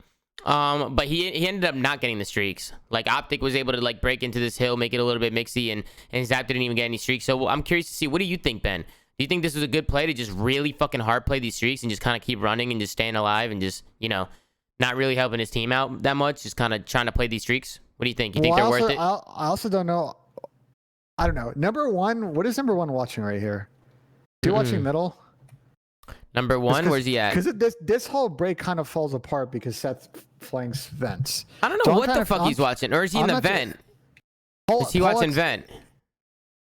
Well, I don't know what the fuck that guy's watching. What is he doing? He's looking at Plat. That's where his teammate is. No, he's not watching vent. What's going on, City? How you doing, kid? Listen, I wanted to come on for the last segment because honestly, I was scrimming during this. I didn't really watch it, so I can't really give you much here. That's okay. What are you gonna do, man? We're keeping it low key today. I don't want fucking 20 heads in here going crazy. It was looking I mean, big win on Control from London, and then it was looking scary for Optic on the Moscow when Shawnee was 9-1, and then bang. Guys, London kind of trolled the Moscow, and we'll get there in a minute, but yeah. Also, can I ask you guys a question? You guys keep fucking spamming Hex tweet. There's no fucking tweet here, guys. There's no tweet, so stop spamming it. The Hector deleted tweet. Hector did tweet about the restart. Oh, they're saying before when he tweeted about. Yeah, I saw that. I mean, we could bring it up. You want to bring it up? I think he deleted the tweet though. Oh, he deleted it. Oh, okay. Yeah. I mean, guys, the restart was fugazi. I mean, you know, we already talked about it. I mean, it is what it is. The servers have been what happened? funky. What happened? So they were in map 1. It was like 200 something to like 180, and the map started really lagging. Optic tweeted it out like a video from their perspective. They were filming, but the guys were skipping all over the place. And so the map was deemed to restart. There was a long change. I assume they were switching servers. Then they replayed it, and Optic did end up winning this map. But I can understand the frustration. It was a long delay. The servers have been kind of wonky the last couple of days with the Warzone event, which hasn't been ideal. But ultimately, like the map was even enough that I don't think a replay was like the wrong decision in this situation. Well, there's a video here. It was 200 to 180. Listen, there's a video here that comes. I want to play it real quick. People want me to play it. Let's play it. Yeah, pull it up. Let's do it. I'm laying down time. They could be back. Look about a minute. Can we about a minute pitch me, guys? Yeah, I'm lagging. Yeah. We're still in time. Square. Get in time. I'm literally. Oh, listen, we're getting. You're seeing the risk, Kevin. Actually interrupted. Yeah, I can't even hit it, bro. Top, he's on you, on me, Paul. I get this time. Get the time. Yeah, one square, two square. Square. 1v5. Let's go, the beast! Bro, what? Okay, shit on him. I don't give a. What the fuck? The map finished. The map finished, but then they replayed it. Yeah. Now, Okay, I didn't realize that. Simp just sent the cat. Tommy, to go. Hey, Simp, you're to go. Let's get a wimp in the chat. Appreciate you, big guy. Listen. Why did they replay the map? They were both lagging. Optic had a lead, and they ended up finishing the map in 1. Why was it a replay? It's a good question. We'd have to ask the League Ops people at CDL. I know that I'd heard that there was some changes to like the restart and timeout rules recently. I would love to get a confirm on that. But I assume that was just a judgment from the refs that when it started kind of lagging when the map was close. So I guess London didn't really have a chance to kind of get in it because it was a mixed situation and it was deemed to restart. I think the restart's fugazi though.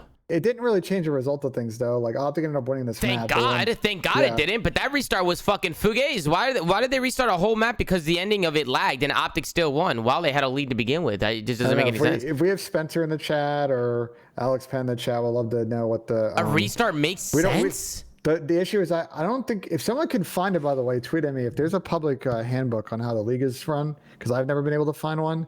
But I was told that there was some restart rules that were changed recently, timeout rules that were changed recently. Yeah. And maybe that's what was applied here. I don't know. I thought it was a little bit fugazi. Just because Optic had a good lead, they looked like they had rotation to next.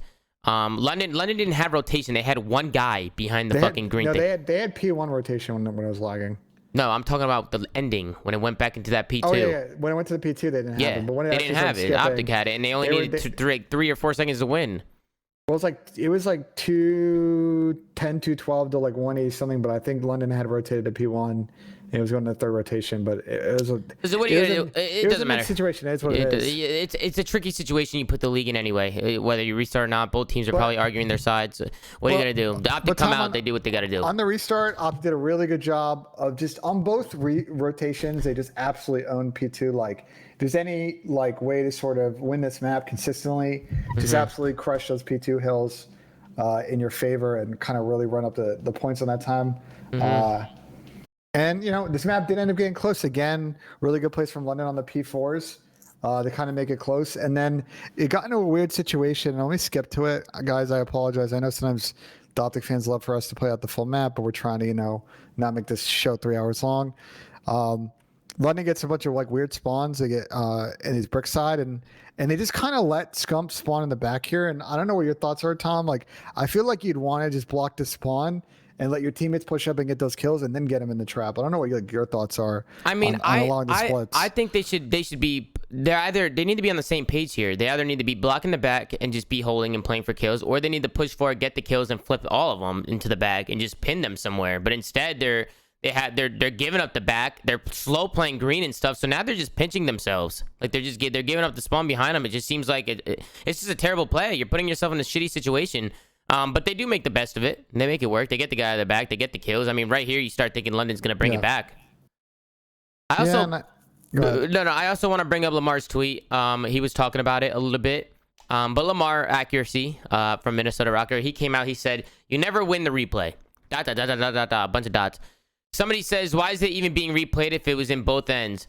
Lamar said, "So if both teams froze in place lagging with someone in the hill milking all the points and no one can move, there shouldn't be a replay because both teams lagged."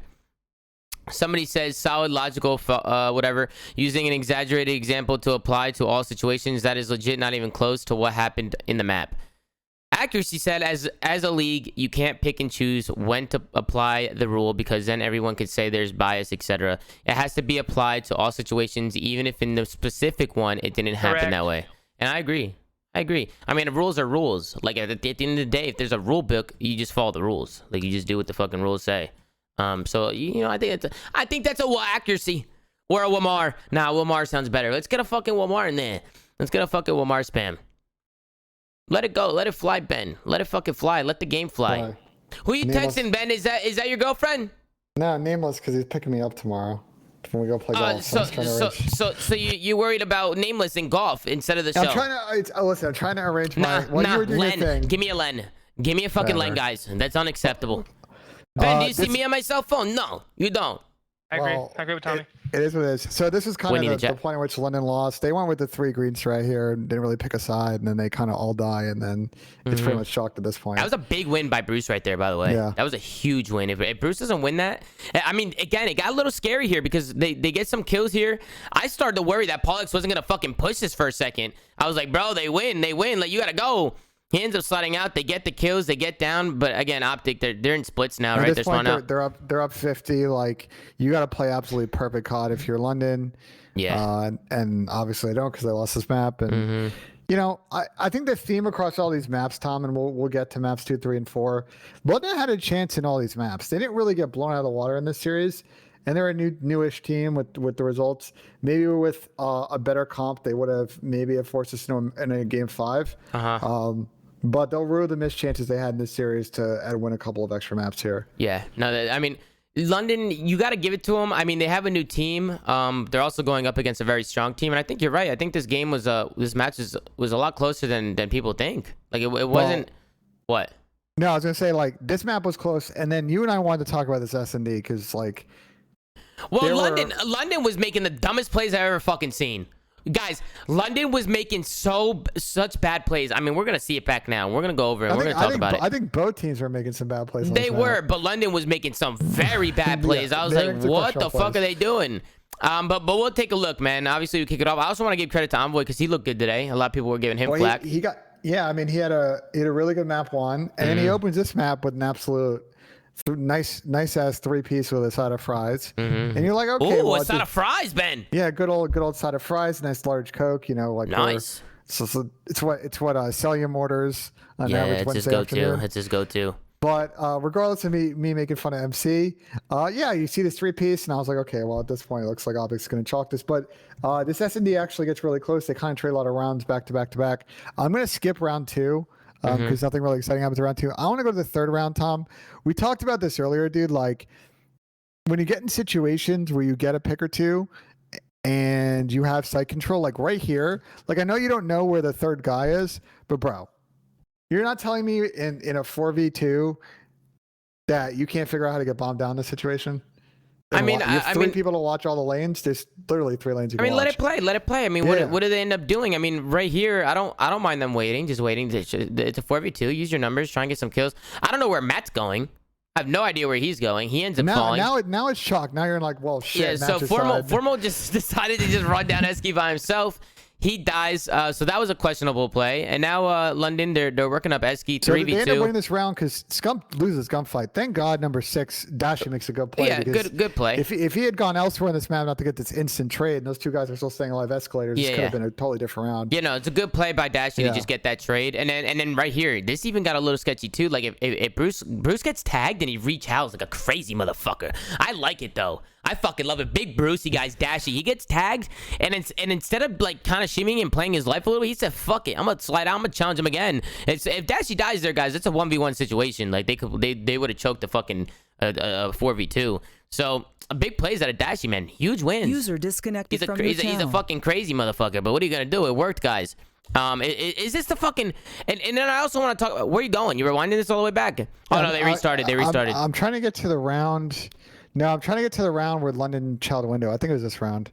Where's the 4-piece round with Scum? Because we got to talk about that. It's this round. It's this round. Guys, what the fuck was London doing here? What the fuck were they doing? Now, granted, let's give it up for King Scump, guys. Let's get a fucking wump in the chat because this guy popped a fucking 4-piece ace, man. Like, it's good shit. That's good shit, man. This guy fucking played him. People are saying it's not this round, Ben.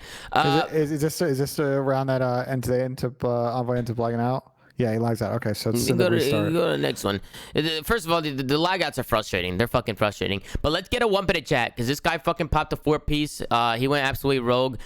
Just the king doing king-like things. But guys, I gotta talk about London here. I just have to. I don't want to discredit Scump because he out fucking played him. He played him with his positioning, his gun skill. You can give what your opponent gives you. No. I mean, he gunned all of them. He fucking gunned all of them because they just none of them are shooting back at him. They made it the easiest fucking shooting range of all time for him. What the fuck was London doing, guys? They looked like a bunch of fucking hams out there. I mean, look, Tom. They've got bomb down. They've got street control. They can get middle control if they want it. And their decision, Tom, is you know what? Let's just all YOLO out of window and check the ball 1v1. Like, yeah, just let it play out. Let it play out. We got 30 seconds left. It's a full-on B-site hit. Everybody from both teams are here. It's getting real fucking mixy. But there goes Zed, 1 by 1. Here comes another one. Zap, you know what? I'm going to go. Fuck my teammate. Then Paul goes, Scump. He's like, what the fuck? These kids are shit. Scump is probably sitting there. Then he whips out his pistol and Shotty just comes in and does the same fucking thing that they all just did. And they all just fucking die. 1 by 1 by 1. Look, I get it, Tom. They planted for window, and there's probably a strat that they want to play where they can peek through that. But like, you can't make it that easy to like stack the site and like just challenge. Was the bomb down? Yeah, the bomb's down. So why the fuck why aren't they throwing shimmies and just seeing if somebody's on it? Why? Listen, guys. When you're on offense and when you're on defense, the defensive team has the fucking advantage. The defensive team waits for the offensive team to make the fucking play. Now, when the offensive team gets the bomb down and they have eyes on bomb, now it switches. Now the defensive team needs to make the play and the offensive team has the advantage. But instead, the fucking Optic, they get on the site, they pre-aim the fucking window, and instead of just shimmy checking bomb and just getting eyes on bomb, they just fucking full chow Scump. You can't full chow the king like that. Definitely not like that, Ben, because you're gonna get fucking shut down, and that's exactly what he did. He shit on them. We have seen time and time again, bro. If you make it easy for Seth with single chows, he's gonna get all those kills. The guy is too good. And you've got to chow as a team. You got to maybe hit another lane. They had outside control. Like, they had a lot of different ways to play this round. And then we got this round. Wait, was this the round where London made me lose fucking full? Yeah, because they back up and they double stack here. Oh, dude, this round was so fucking bad. Guys, what did I say in the fucking Seattle game? Why do teams wait to the last second to make fucking plays? Why do they wait till they have no time to try and make a play? It's like, hey, fuck it. Let's make it harder on ourselves. Let's try and make a play when we have no time left. You know what I'm saying? It just makes no fucking sense. It's my biggest pet peeve, even when I was playing, when we would just wait and sit around and slow play it and just fucking wait to make a fucking round. Right here, I don't know what happened with Optic. I mean, they shimmied the back. They knew they were there, and it looked like Seth just didn't even know they were there. Well, so here's what I'm confused about this. I don't know if Formal I know they won this round. Guys. I'm talking about the falling round, guys. Yeah, we're talking about the falling round, but I don't know if Formal knew both guys were there. So I think that's why Seth didn't play it. He probably didn't. If they knew that both guys were there, then like Seth should 100% play it. Well, here's the thing. Matt shimmies aside. He sees nobody's there. He gets terrible timing. And Matt is probably just thinking they can be pushing his front. They can be, you know what I'm saying? So he's trying to look over There's him. not much that Seth can do. I mean, he gets shot in the back. I mean, it's timing thing. Yeah. You know, what are you gonna do? I thought that maybe when Formal got tagged there, he might have saw 2 people, but I don't think he did. So I mean, that was a tough play. This was the round where was this the round? I think this was the round. Yeah, oh man, this made me lose fucking full, guys. This made me lose fucking full. You guys don't realize how heated Tommy was watching this match. I got really fucking heated when I watched this shit. So upset. Dude, Jay, we got study in the chat. Jay, I fucking hate it when people wait till there's 25 seconds left to get the bomb down. I'm like, dude, what are you doing? What are you fucking doing? The defensive team, they probably have every fucking thing pushed out now. They know exactly where you are. Time is dwindling down so that they know that you got to plant the bomb. But right here, just watch this round, guys. Watch this fucking round. This is like, I was like mind blown. Fucking mind blown. So right now you got a 3v2 situation, right? Yeah. 2 guys for Optic, the fucking, and this is definitely the round, right? I think this is it. Right here, Dashy makes a big fucking play. He's able to get a kill. He makes it a 2v2 situation. He dips out with his life. So just a good play. He's able to get a kill and play his life. So big plays out of Dashy. Now, if you're London, pause it. Look at the fucking time, guys. You got 35 seconds. Dashy just shimmied from the very back. Saw all of them. They know that, right? What are they doing? Play it. What are they doing with 35 seconds left? What is their goal here? What is the plan? The objective here on offense is to get the bomb down. Look. Now you're in the 20-second mark. 25 seconds left. They're backing up. They're going backwards. Where are they going? You guys have 25 seconds left. What is the plan here? What the fuck is the plan? You guys are backing up. You're going the wrong direction, guys. You're going the wrong fucking direction. Get the bomb down or push through. Do something. Make a fucking play. Either hit out Esky and bang out B or fucking bang out their spawn. Or just fucking plant the bomb. Instead, they do the fucking... I don't even know who the fuck called this. Zed's in the chat and said they heard Scump. They heard Scump? What do you mean you heard Scump? They said they heard him. So I don't know if he's talking about the heard him. Zach, what? Zach, that's what Zach typed. What did you hear? Zach, get in the call. Zed, get in here. I'm gonna DM you the info. He said he mantled on the block, so he hopped up on the right there. He mantled. They heard that? Yeah. Okay. We'll give it to you. All right, I'll give it to you because he fucking mantled. But what the fuck are you doing? Waiting to the last second to plant the bomb. Guys, just get the fucking bomb down or make a fucking play. And it's not just London. It's so many different fucking teams that do this shit. They fucking do this shit all the time where they let the time just dwindle down. I swear, it's hard because, I was an S&D specialist. Ben, I was just one of the best to ever do it when it came to that game mode. So maybe I'm just a different fucking breed, guys. But I fucking hate watching S&D. I fucking hate watching S&D because sometimes I'm just fucking mind blown. I lose fucking full. And I don't want to see no Lumas and Caps because it's true, guys. It's fucking true. You know what I'm saying? Ben, it's true. Let them know it's true, Ben. Let them know. Oh, it's fucking hard to watch this play sometimes. You're not wrong. Dude, sometimes I'm just like, what is going through their minds, guys? The best is to watch it with you and Chris because you both get mind blown at the exact same thing. I mean, even when I was playing professionally, whenever our team would do something like this, I would lose full at the end of games. I'm like, why the fuck are we waiting to the last 20 seconds to make a fucking play? Like, what are we doing? Roast Ian and Clay and Dylan for not playing bomb. Hey, Zed, welcome to the flank. What the fuck were you thinking during that round? No, man. You heard him mental. Yeah, I think it was pause up because it's louder when you spectate people. Yeah. It was so loud apparently, but we just didn't know exactly where he was. We just knew he was behind us. Yeah. The reason that, you know what I was saying with waiting? Okay, I understand you heard him, right? But I think when Dashy gets that kill in the back and you only have 30 seconds left, I think you guys just need to make a fucking play. Whether it's pushing him out or pushing out B or just getting the bomb down. You know what I'm saying? No, 100%, yeah. I'm sure you guys just watch it back now and you're like, damn, in hindsight, you should have done it. And I think the main thing is when pro players or anybody's in a game, they're fucking so focused on not getting shit on or anything can happen in S&D. You're playing, you're in the game, whatever, but sometimes people just kind of lose their sight, like they get distracted and they don't realize that the time is going down. That's why players that are dead should be calming stuff. Like, bro, if I'm dead on London and there's 30 seconds left, I'm saying to my team, make a fucking play, guys.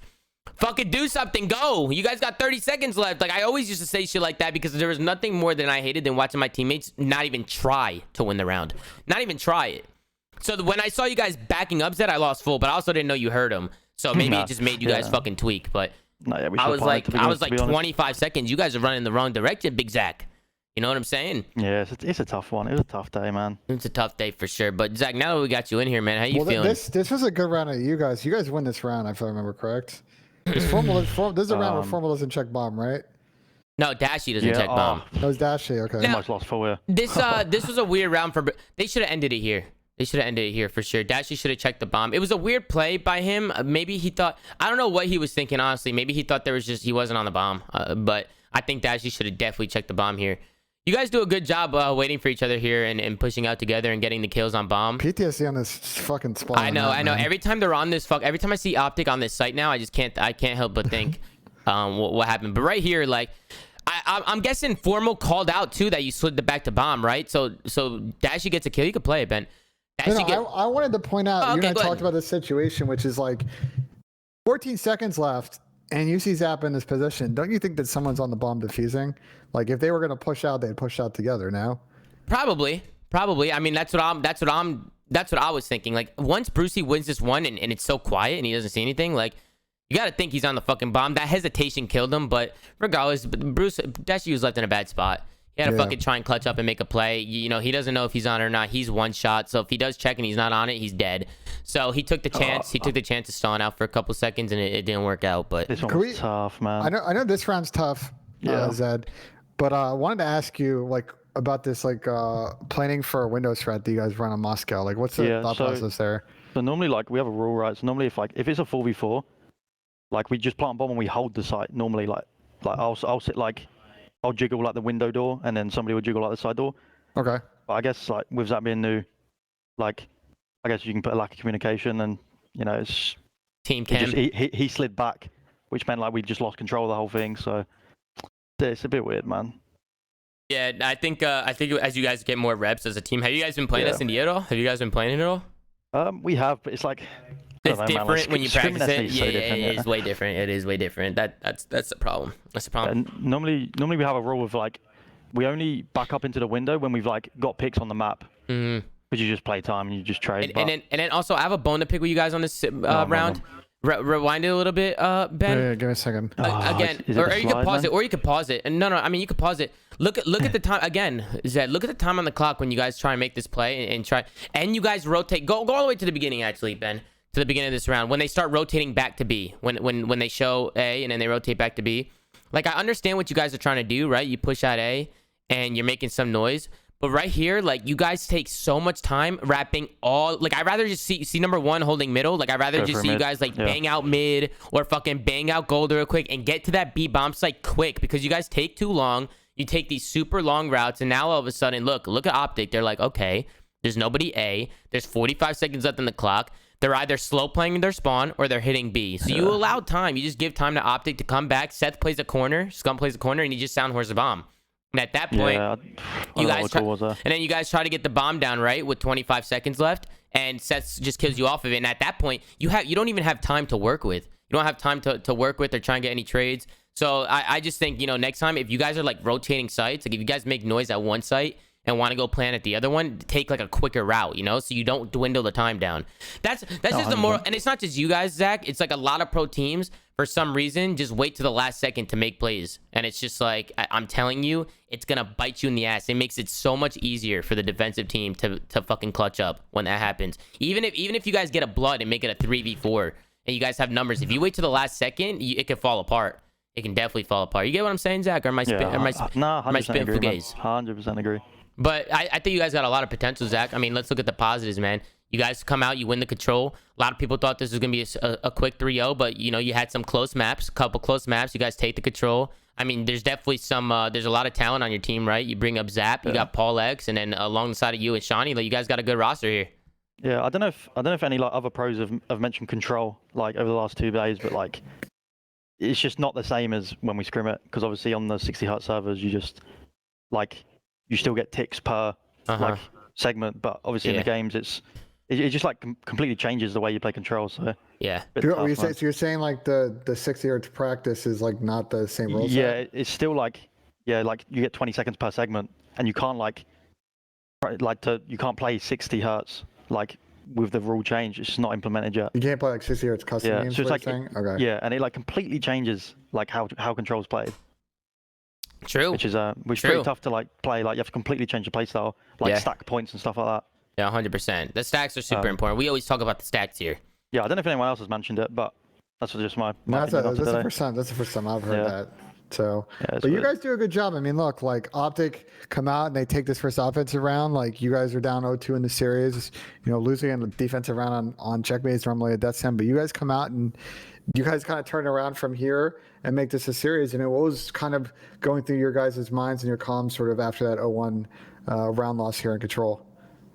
It was just like kind of just. I mean, like Checkmate Control is probably one of our better controls, and obviously having Zach, we've only had like 5 days practice, so we're working on like small talk and just like staying tight, and you know against a team like Optic, like they're gonna play like fundamentally correct, so it's like 100%. you just got you can't do like dumb shit. So yeah, it's just that's what we're trying to get through to people, but.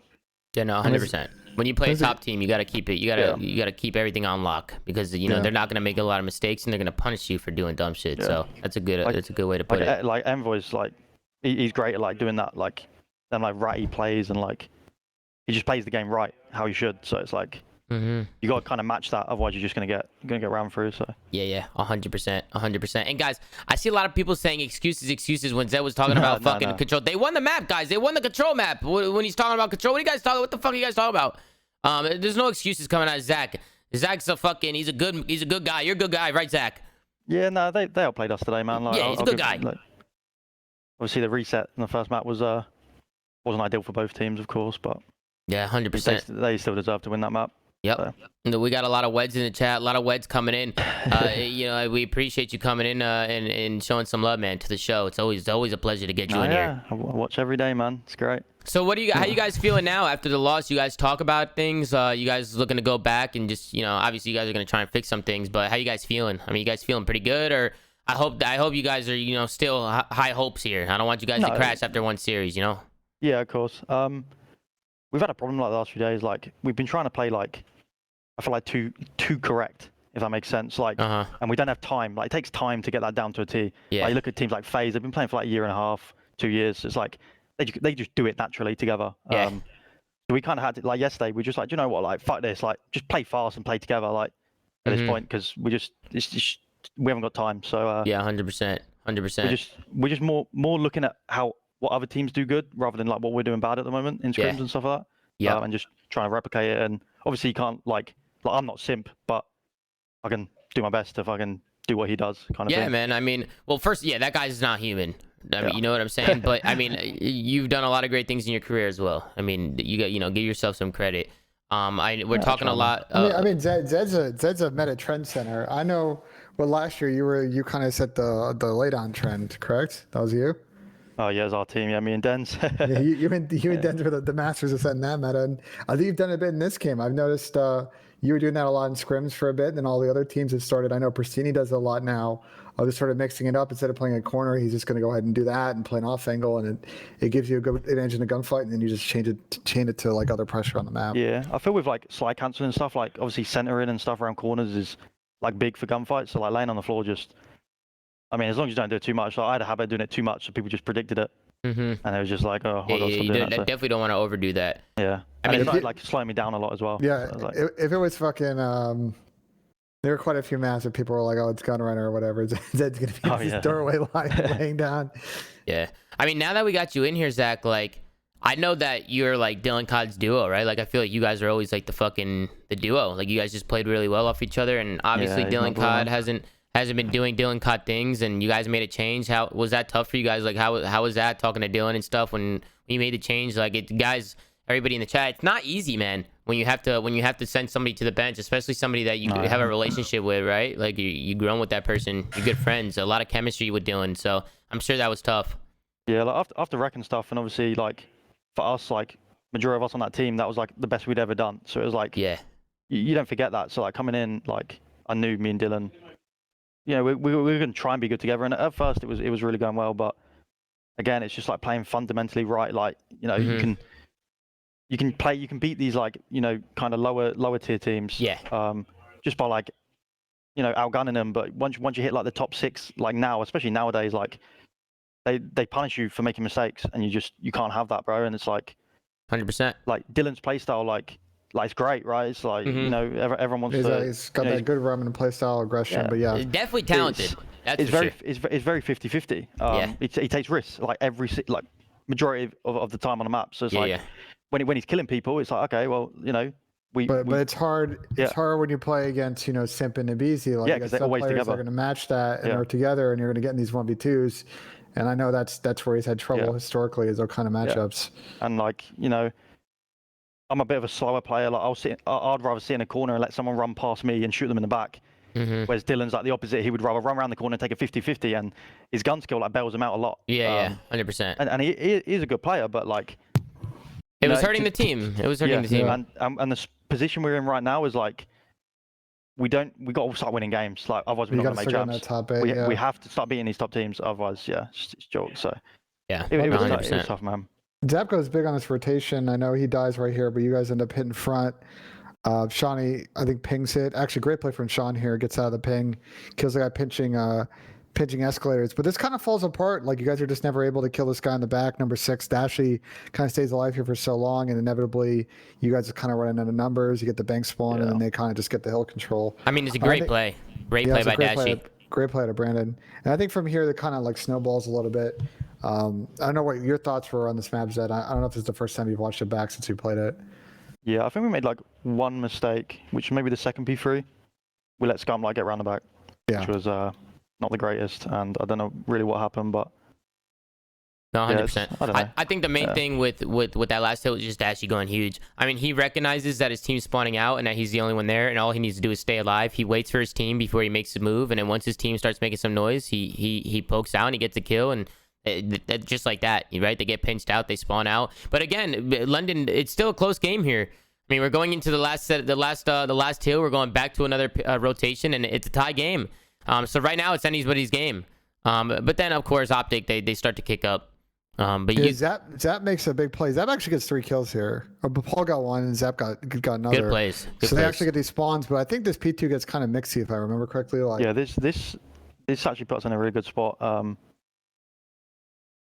Yeah, I remember I spawned out. This is a really good spot. And when I spawned out, like I'm not sure why I spawned out, to be honest. Let me see here. I've watched it back a few times and not really too sure. Yeah, those nice 2-piece right there. Yeah, big 2-piece. But this is a great spot. You're in 15 seconds left. You know you're getting street spawns. Like, you got 2 guys in the back. They're spawning Eskies. Like, you guys, if you set this up correctly, like, you can get like 30 or 40 points here. The only criticism I had for myself was I shouldn't have even jiggled here. I should have just held you should have. Like an off angle on the tree so they didn't even know I was there. Yeah, that would have been a good play. Because now I'm forced to just 100%. You play like a little off angle, they'll never know you're there. They'll never know. And yeah, I kind of fucked that up and knew straight away. But so what happens? You guys get broke here? Well, Sean, no one's watching street. I don't know if Sean gives it up, but he starts to help middle because you guys kind of lose numbers here. Let it play. Let's see what happens here. So number 2, you kind of have 2 guys watching middle with a crossfire. There's 1 guy street. What happens here?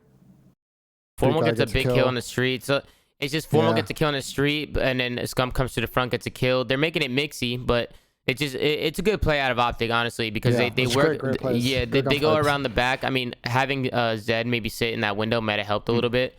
Maybe getting a kill or 2 off rotation, right? But Optic does a good job. Yeah. Right here. So let's watch it. Let's watch it. So Scump is number 8, guys, on the minimap. You see Scump, he's trailing this number 1 guy. It's going to be Paul X. Paul gets the weirdest timing here.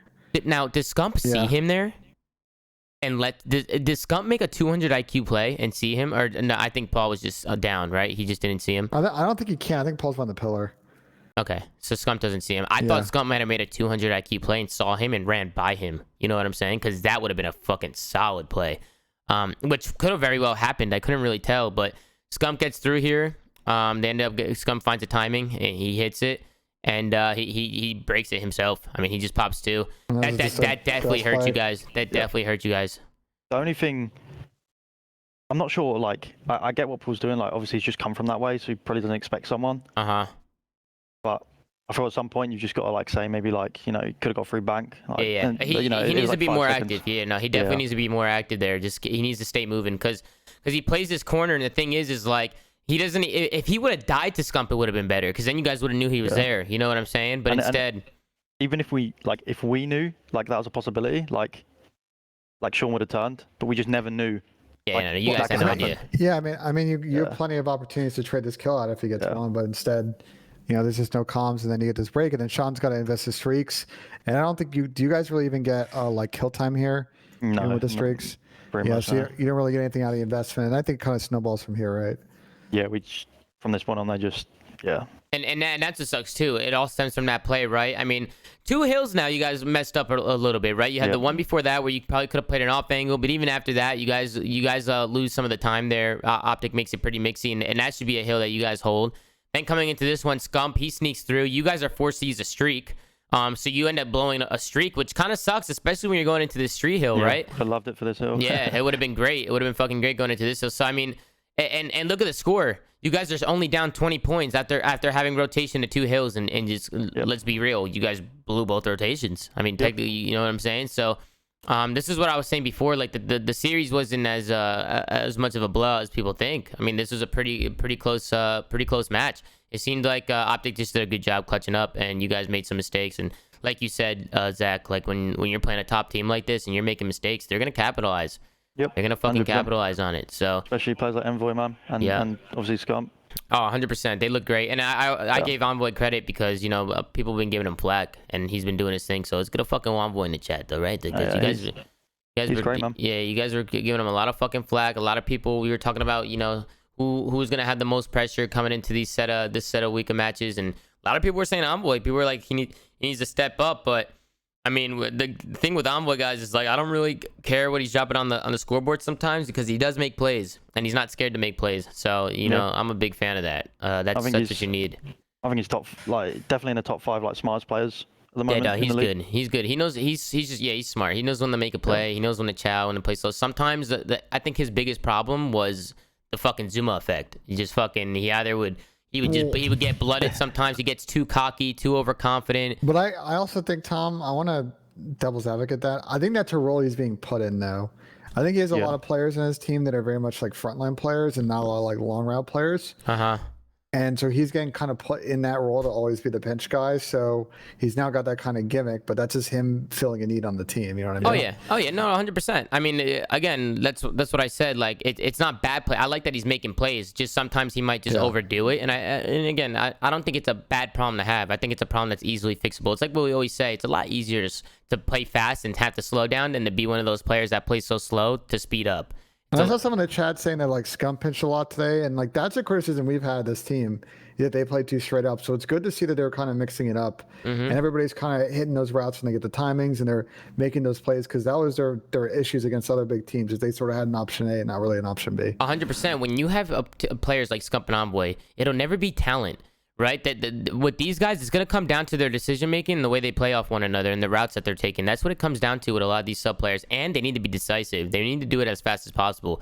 So everything they're doing. Off here. No, Scump makes a really good play. He picks up an AR too. And listen, baby, you giving Scump a Krig. Listen, the Krig is the best gun in the fucking game. I don't give a fuck what you guys say. I don't. Scump's always had a beamer with an AR every time he picks. He always has a beamer. He's always had a beamer for sure. I want to give a quick shout out to Fat Tony with a big fucking 20 bomb in the chat. You guys know I don't usually shout out bombs, but this was a big one. Big 20 bomb. So let's get a Woney in the chat. We already did, but let's do it again. Why not? We talked about it. Yeah. We already talked about it, and we already talked about it. Nameless. You're a little late. Nameless. What you see the time? What you joining us late today? What's going on, buddy? But yeah, and then at this point, Zach, it's just fucked. Yeah, you guys are fucked. Literally. Yeah, you guys are screwed here, and but you know, watching it back, and I hope a lot of people, you know, after we broke this down, can see why I thought this series was a little bit closer than people thought. I said yesterday that I think it's going to be like a 3-1 or a 3-2. I thought you guys were going to take some maps here or there, but you guys are a new team, and you're going up against a pissed off Optic, so I thought it was going to be a close series. A lot of people are giving me flack, But I mean, look, you guys, I don't think you guys are looking as bad as people think, Zach. I think you guys have a lot of potential here. You just need to go back to the drawing board, go back to the lab, and figure out some of these little things. You know what I'm saying? Yeah, we definitely have our chances to win. Like I said, obviously we're good teams. One small mistake by letting scum through, you're just going to lose your 120 points. So it's like there's so much like only mistakes we're making, but as long as we like crack down on that, like a problem I have at the moment is like kind of same thing with like Envoy. Like, trying to play too smart when sometimes like especially nowadays you just got to fucking do shit like just hit something. Team, And like that's been a problem I've had for like the last 2 years. So like trying to like remind myself all the time like take a fucking risk. Yeah. I'm trying to just implement that in, but 100%. It'll take time. The best advice I can give to you is just really focus on your own gameplay. If you're scrimming every day too, record your gameplay and just go back at night and just watch yourself play. Because when you watch yourself play, that's where you really start to see like you learn so much. Yeah, you learn a lot. It really helps, especially when you're trying to learn your routes and stuff like that. I think it'll go a long way. But who do you guys play next, Ed? We play 100T on Sunday. Play 100T on Sunday. All right, man. I appreciate you. Were you gonna say something? I didn't mean to cut you off right there. I was gonna say the nameless about that play. Well, you're good. Fuck it. All I wanted to say, Zach, was just thank you so much for coming on, man. And I like having you on the show, man. You're a chill fucking dude. Always, man. Win or lose, I'll be here, man. Yeah, bro. I appreciate that, man. You're a class fucking act. You're a class act. So I appreciate you, man. And hey, the team looks pretty good, man. Best of luck to you. Best of luck to the team moving forward. And we'll be watching, man. We'll be watching. Appreciate it, man. You have a good one, bro. Have a good one. See you guys later. Later, bro. Later. I wanted to play this fun. I don't want to play the full Dash interview, guys, because let's get a wet in the chat. Stuff. Yeah, let's get a wet in the chat. Though. Great interview from Wet. Always tough for players when they lose to hop on. We appreciate it. And the thing is, too, guys, I like doing this. I like bringing people in and out, so then we don't end up with fucking 10 people in here and everybody's screaming at the top of their lungs. I see a lot of people complaining that they can't tell who's talking. I'm not everybody in the call.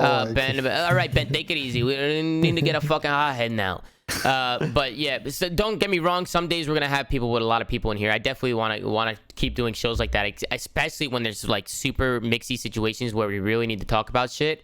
But today I think we're doing it great. I think today's show is going smooth like a baby's ass. What? I wanted to turn your sound up. I wanna listen to this interview answer from Dashy, and then I want to talk about the Kyler situation for a little bit, the Hook situation. All right, there. Hit our timelines and Hook has been benched. I just wanted to kind of get your opinion on it. I think a lot of people want to know what others think about it. What do you think? Hook being benched, was this the right move? I mean, it caught me like everybody else. I'm still kind of mind blown about it. Obviously, Kyler is one of my good friends and he's one of the best players in the game. So to see such a talent like that on the bench, it's kind of weird to see, but I'm sure we'll get more info on it real soon. But it's definitely a shocker for sure.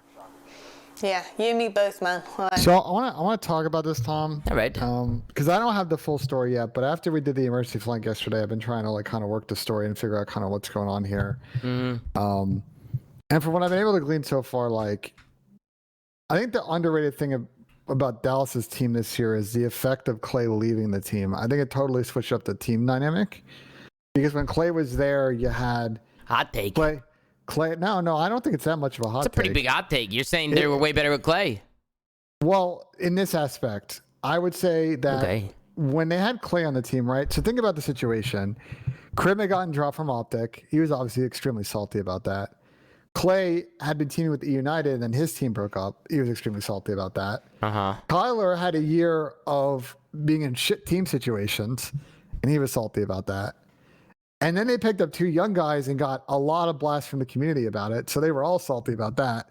So they had a lot of gas last year. I think last year too, like you had a really good balance of Clay, Krim, and Kyler being like big voices in the room. You know, you got Illy and Shotzi learning the game, and you've got Rambo Ray, who's a great coach.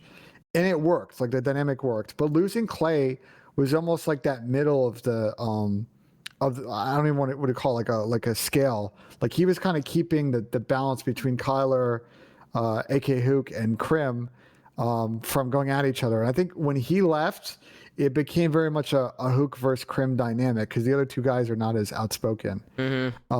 And that's always a tough situation on a team. We have seen this happen a lot, and it can go one of two ways. Either they can reconcile their differences and figure it out and move on, or it just the tension becomes too much that something's got to happen. And I think what happened is a second piece, Tom. I just think there was a fundamental, from what I can glean, there was a lot of disagreement on style and other substance going on here. Yep. And they were never able to figure it out. And it got to the point where as the team kind of felt like, we're placing decent, but we're also not where we want to be. And so they're now going to try it out with Tyler Fellow. My question mark, though, is I'm not convinced that Illy on the sub is the right move. I don't think that really. I don't think Shotzi and Illy as sub 1 and sub 2 is going to get them in a better spot than when they were playing with Kyler, even if they felt like Kyler was not being a plus person on the team. I don't know what your thoughts are to that take. I mean, one, I disagree with the team change. I think maybe they should have kept Hook and just switched the roles. I disagree with you that Illy's not going to be better on the sub. I think Illy's going to be way better on the sub. He struggled with a sub last year. I just think his play style and the way he plays the game and it just the way he thinks about the game, he's way more impactful. I really don't care about the stats or what he's doing. I think him on a sub is gonna be making more plays than him with an AR. And I know Illy and I know his mindset. I think he's gonna kick up here. I think him and Shotzi are gonna look really good on subs. I would have loved this to see Kyler on a Krieg. I would have loved that. To put if there was a problem, that's a good point. Like maybe the role switch might have helped. Yeah. If there was a problem within the team and they felt like Hook was like, I don't know, fucking up plays with a sub, trying to overdo things, rogue, like doing crazy all right, shit. so I'm like, all right, fuck it. Then let's put fucking Hook on the flex roll, let him kill and do whatever the fuck he wants, and then put Illy and Shotzi on the subs and just let them run some routes and at least give it a try. But instead they go right to the bench and instead they go right to just tossing Hook to the bench. They move Illy to a sub spot and they bring in Fellow.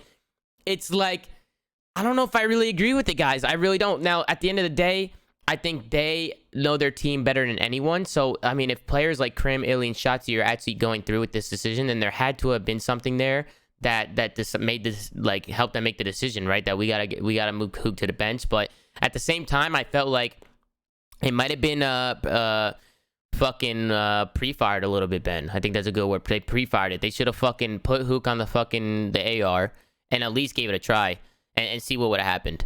But I see a lot of weds. What did Zed say? Thanks for having me on. Love the show. Oh, appreciate you, Zed. Thanks for coming on. Some weds in the chat. Appreciate you, man. It's always a pleasure. Tom, before we do predictions, I know you wanted to wish someone a happy birthday. If you want to go ahead and do that part. Yeah, bro. I want to give a big shout out to Eric Anderson over at FaZe Clan. It's his birthday today, Ben. So, we wanted to give him a shout out on the show. He's a good guy, man. He's helped me a lot throughout my career and my life. Gave me my first management job. I definitely appreciate that. Yeah. Eric Anderson, he's a good guy, man. He's a good fucking guy. So, let's get some fucking Wericks in the chat and shout out to Eric Anderson, man. Happy birthday. Have a good one. Eric also, I don't know, there may be some people in here. I know Joel was here. He was on the Clubhouse meet last night. Eric moderated a really nice panel yesterday between Lee, CEO of FaZe, Johanna Ferries, who actually got a promotion today. She's now general manager of the Call of Duty franchise. We love to see that. I think she's a great mind. Spoke really well on the panel. And then Paul Hamilton, the GOAT over at Atlanta FaZe. It was a great show. For people that tuned in, they talked a lot about the business of esports, how everybody kind of got involved. Almost everybody in that room had a totally unconventional way, and they got involved in esports. Yeah. Talking about the business of CDL, where they see the future going. So how they dealt with COVID. It was a really interesting panel, Tom. Yeah, man, and Eric was the moderator, and he texted me after. He's like, "How did I do?" I was like, "Eric, you did good, bro." I gave him some good gas. It was a good show. Good talk. That's always good, man. And shout out to Johanna on the new gig. Shout out to Johanna. She's gonna be the general manager of the whole fucking league now. Big time. She's big time, Ben. Yeah, general manager of the Call of Duty franchise. I think she's still maintaining her position as head of leagues. And I'll say for my POV, I've had some experience working with Johanna. My company did some work last year. We were running challengers events on behalf of the Call of Duty League, and then during the COVID pivot, we also ran their online challengers broadcast for a bit. And she was always great to work with. Is someone that I don't think is trying to do backwards things. I think she's trying to figure out, just like the rest of us are, how this esports world is constantly evolving and trying to go along with that flow and try and be an innovator. And so I think it's a great move and excited to see her in her new role. For sure, man. Let's get a Wohana in the chat and let's move on to some predictions, guys. We got Paris Legion kicking things off against Los Angeles Guerrillas, followed by Minnesota Rocker going up against the Florida Mutineers. That's going to be a good one. Followed by Optic Chicago going up against Seattle Surge, and we know how close that one was last time they played. So we got some great series here tomorrow, guys, and I'm excited for this. I'm really fucking excited. I'm also going to be in LA tomorrow, Ben. I'll be doing the show from LA, so we're going to have a good show tomorrow, guys. Yeah. But Ben, let's have you kick it off. Who do you think is coming out? Paris Legion versus Los Angeles Guerrillas. Who's winning this? Well, Tom, LAG got 3-point club yesterday. That was them. That was them with the 3 points. I'm playing with Chino.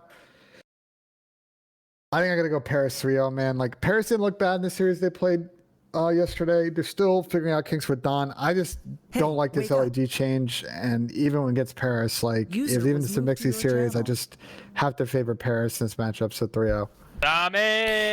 What's up, James? How you doing? We doing some predictions here. Yeah, go ahead. Paris Legion versus Los Angeles Guerrillas. I think LAG are shit, so I'm gonna go with Paris 3-0. I gotta give it to Paris here. I mean, I think we'll see some signs of life out of LAG. Hold on, what is that? We actually have an in-depth interview with Bevels and Ricky coming up. You guys interested in hearing from them? Yeah, let's hear what they gotta say. Hey guys, Ricky here. I'm the head coach and lead strategist for Los Angeles Guerrillas. Hey guys, I'm assistant coach Ricky of Los Angeles Guerrillas of the Conky Group.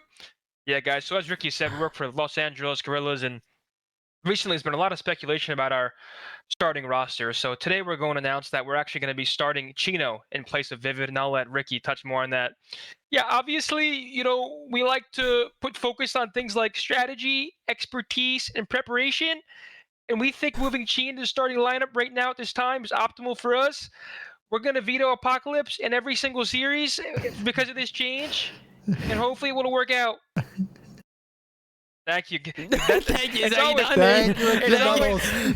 good to hear. It's always good to hear from Bevels and Ricky. It really is. Staples of the scene. They've been around for a long time. So, it's an absolute pleasure to hear from Bevels and Ricky. It's always good to hear from. So, listen, I'm still going Legion. I mean, it's obviously good to hear from them, but I'm going to put Legion. I think, the truth is it's an unknown quantity, as Ben would say. I'm not sure if the parity is there for Los Angeles Guerrillas. You don't even use the word parity right. That's not how you use it. Listen, I'm going Paris for this one. Who's next? Yeah, I'm going to go Paris as well. And listen, I said I like all the guys at LAG, man. I think they could be a great team, but I honestly don't agree with some of the changes they've been making, and I just don't think that the team that they have on paper is gonna work. What happened, Ben? We have another guest. You guys wanted to talk to Rick. What's good? Who the fuck is that? Oh, look who it is. It's fucking wanted to come in here. It's fucking Nameless. Wow, you actually sound like him. Wow. What's good? What? You guys are fucking crazy, man. You guys are fucking nuts. Great episode today, guys. It's good. Yeah, today was a good episode, man. I enjoyed today's episode. Listen, we're not done. We're not done. We got predictions. We got predictions. And what are your thoughts on LAG, bro? I want to hear your take. I don't like it at all. I don't like this change at all. I mean, I think Reese was a really good player. I think that they should have built the future around him.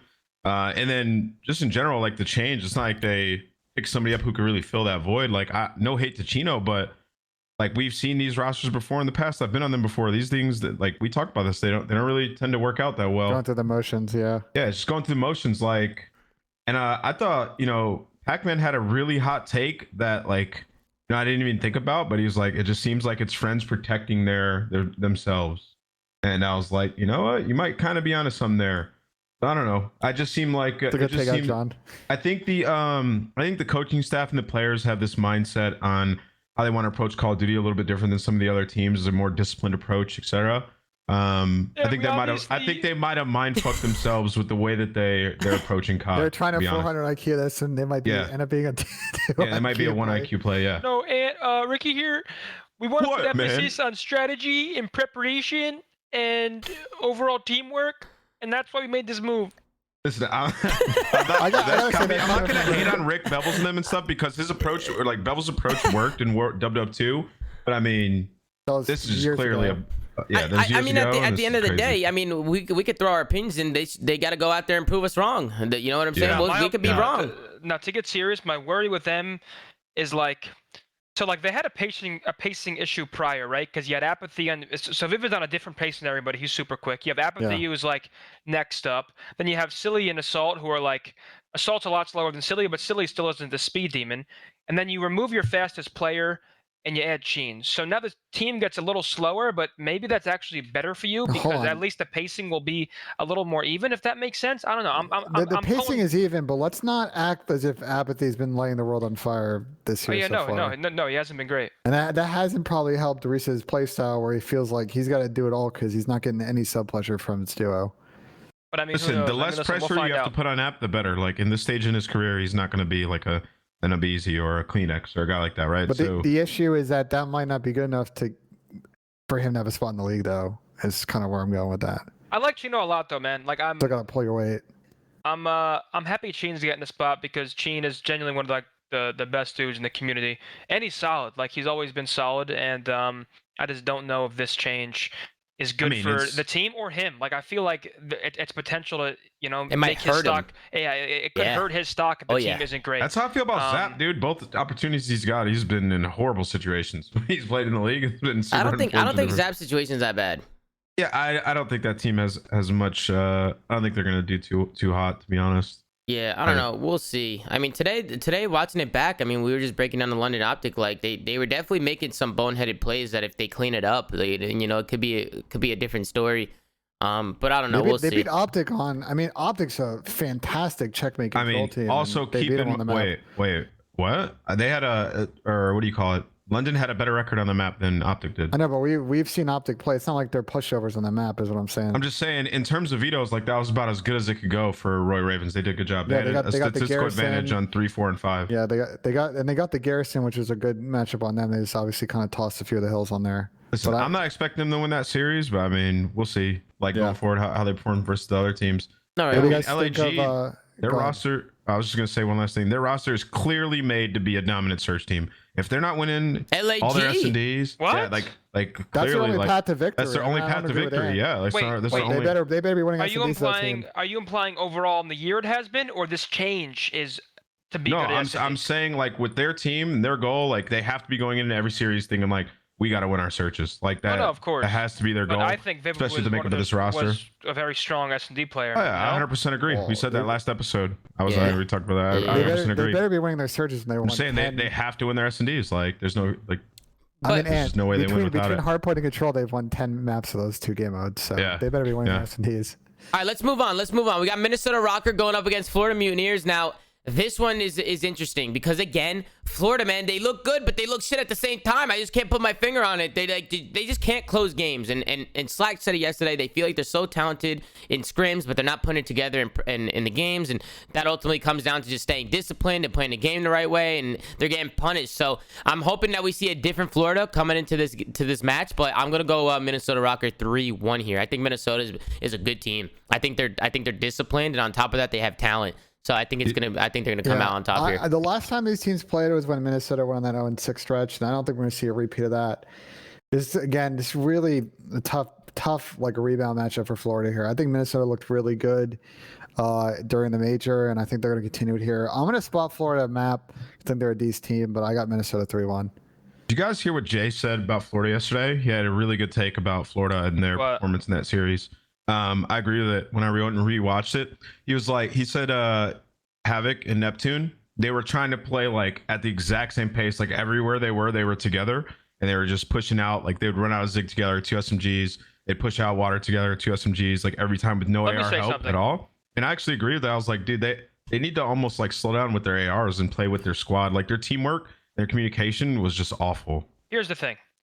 Neptune is one of the best scrim players in the game. Goes 40 and 10 every single map. In matches, that's not the case. Matches slow down drastically, so it's like he needs to find his footing because he's the main slayer, he's the main SMG slayer for that team, and he's not performing even close to the way he is in scrims and matches. And like obviously, like it's very hard to replicate that because obviously people take matches. Yeah, it's his first year in the league. A lot more discipline. I don't give a fuck about that. I don't think like there's no time to give people that. Like he's already had a lot of time. It's like.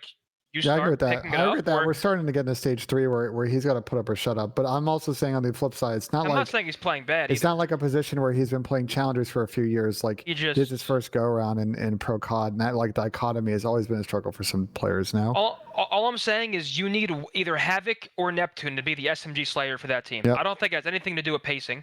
I mean, I think their pace, like it goes back to the team in with yesterday's Slack. match It's it still, was.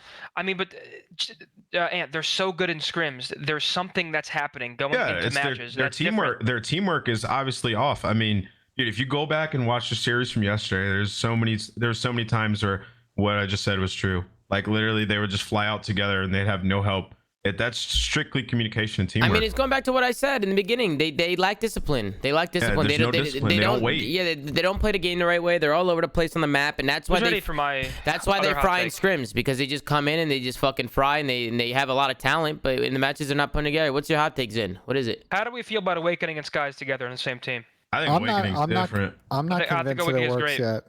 I think maybe it worked in 5v5 when you had F3, who was the team's leader. Essentially their hard carry and a huge playmaker on the map. Yeah. I'm not gonna write it off yet.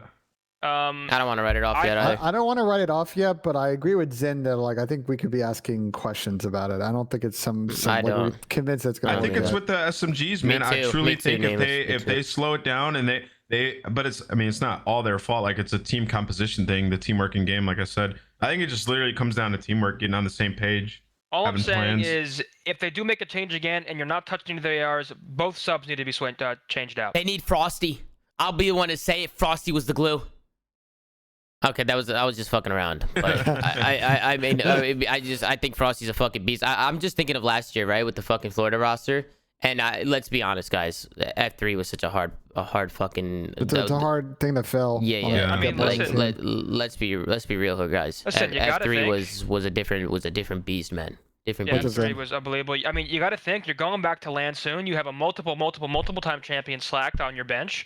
Yeah.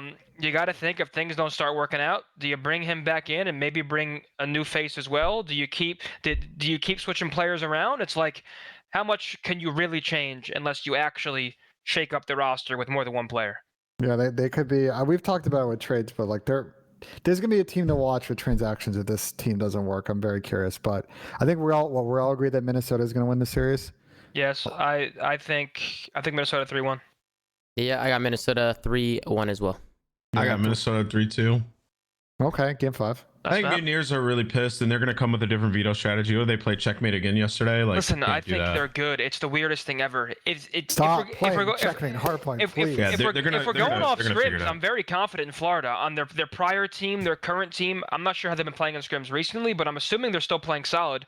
For going off scrims, they're not a bad team. Florida's not a bad team. They're not. Yeah, that's why they got to put together matches, though. I'm not tripping that hard about Florida because, like, I think they're at like a turning point where they're gonna, approach the game differently.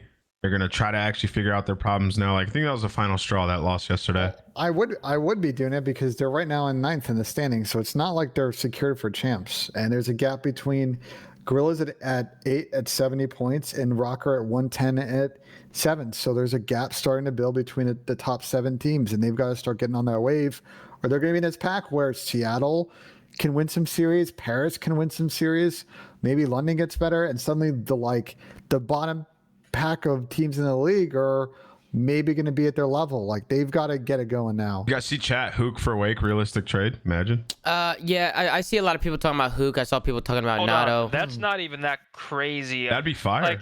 That's not that terrible of a trade, I'll be honest. That'd be fire. That's a trade that both teams look at, and it's like, maybe we get what we're looking for here. Yeah, exactly. If we make that trade. Granted, if I'm Dallas, it's very tough to get rid of Kyler. Like, the only way they make that trade is if like the fellow thing really doesn't work out. Illy's playing well with the sub.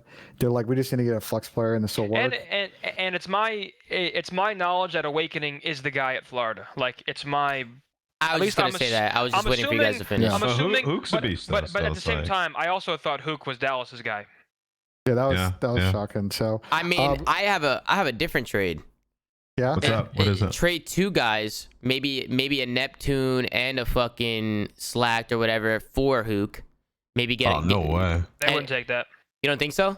They get 2 players on their bench. No. But the thing is, the only thing with Kyler is like, do you think this is gonna be one of those like we're gonna hold players in and we're just gonna hold Kyler like the whole year? Yes. I think you think they're just gonna chalk up Kyler and just from the management standpoint, they're probably like, yeah, we'll go with this, we'll do this for the interest of the team, but they're gonna keep him just in case it doesn't work. They're like, all right, we'll keep Kyler and build around him once. You don't want to make other teams better. Guys, with the Lumas, I'm I'm trying different things here. I'm putting it on the fucking table. Come on. You know what I'm saying? I'm just throwing shit out there. You know what I'm saying? These fucking guys. Here's what I'll say. Mean, bro. Here's what I'll say is I think if it came to a situation where Collar said he wanted to leave, I think they'd figure it out. But I also think that Dallas's best interest to create leverage here is to wait. They don't got to trade him this second. They don't have max leverage right now. They will have max leverage when a team like Florida continues to fucking fall apart, LAG falls apart, some other teams maybe get more unstable, and then they'll get a little bit desperate, and that'll be when Dallas can make a move if they want. Bro, I think Stroh you guys learned his give lesson. teams too much credit when it comes to, if he wants to go, they'll let him go. It's like, that is not how it works anymore. They're going to say, well, is the team he's going to a direct competitor to us that can beat us? Or are we making them only a tad bit better? We're not worried. Oh, yeah, they don't care. They don't give a shit. They don't give a shit. They don't give a fuck if Kyler wants to go or not. At least I'm assuming. There are not many teams who would be like, okay, he wants to leave, we'll let him go. That's just not how it works. I mean, they probably also don't feel bad for him because he's making a shit ton of money. To be fair, though, Zen, we haven't seen in the franchise era of a player working a PR campaign to get off a team. It does work in pro sports. We haven't seen a player do it correctly in franchising. I'm very curious if that move is played. Game. It's a very dangerous game, but if played correctly, creates leverage for you to get off the team. So yeah, it's a very dangerous game because at that point you're burning bridges. You're essentially burning bridges by asking to get traded though. Anyway, no. I mean, here's the thing: if you're Kyler, it depends. If you're like top 1% S tier stock, there's probably no worry. But like if you're someone else and you go publicly, I want to get traded, blah, blah, blah, you're burning bridges at the place you're currently at, and you're also a question mark to future teams that may want you. It's like, well, this guy, as soon as he gets upset, he's going to go on Twitter and fucking run his mouth. So why would we want this guy? The only thing I'll say to flip side in this situation, though, is we ought to learn more about this, but it could be a situation where Kyler feels burned by the whole situation. It's an unrepairable situation. And if I'm a team, it's just like, well, Collar tried to get off that team, but he was also put between a rock and a hard place, and he just wants to play COD. And I'm willing to take the risk because this guy is unbelievable, and we've seen he's been unbelievable in COD and another game. Yeah, I talked to Collar. You know he's actually. got skill. I talked to him, and he just wants to keep playing, bro. He said it himself. I mean, I don't want to read private messages, but I mean, he said it. You know, it's just another roadblock. You know what I'm saying? Yeah. It's a challenge that he's willing to take right now. He's like, fuck it. They want to throw me down. They want to give me a challenge.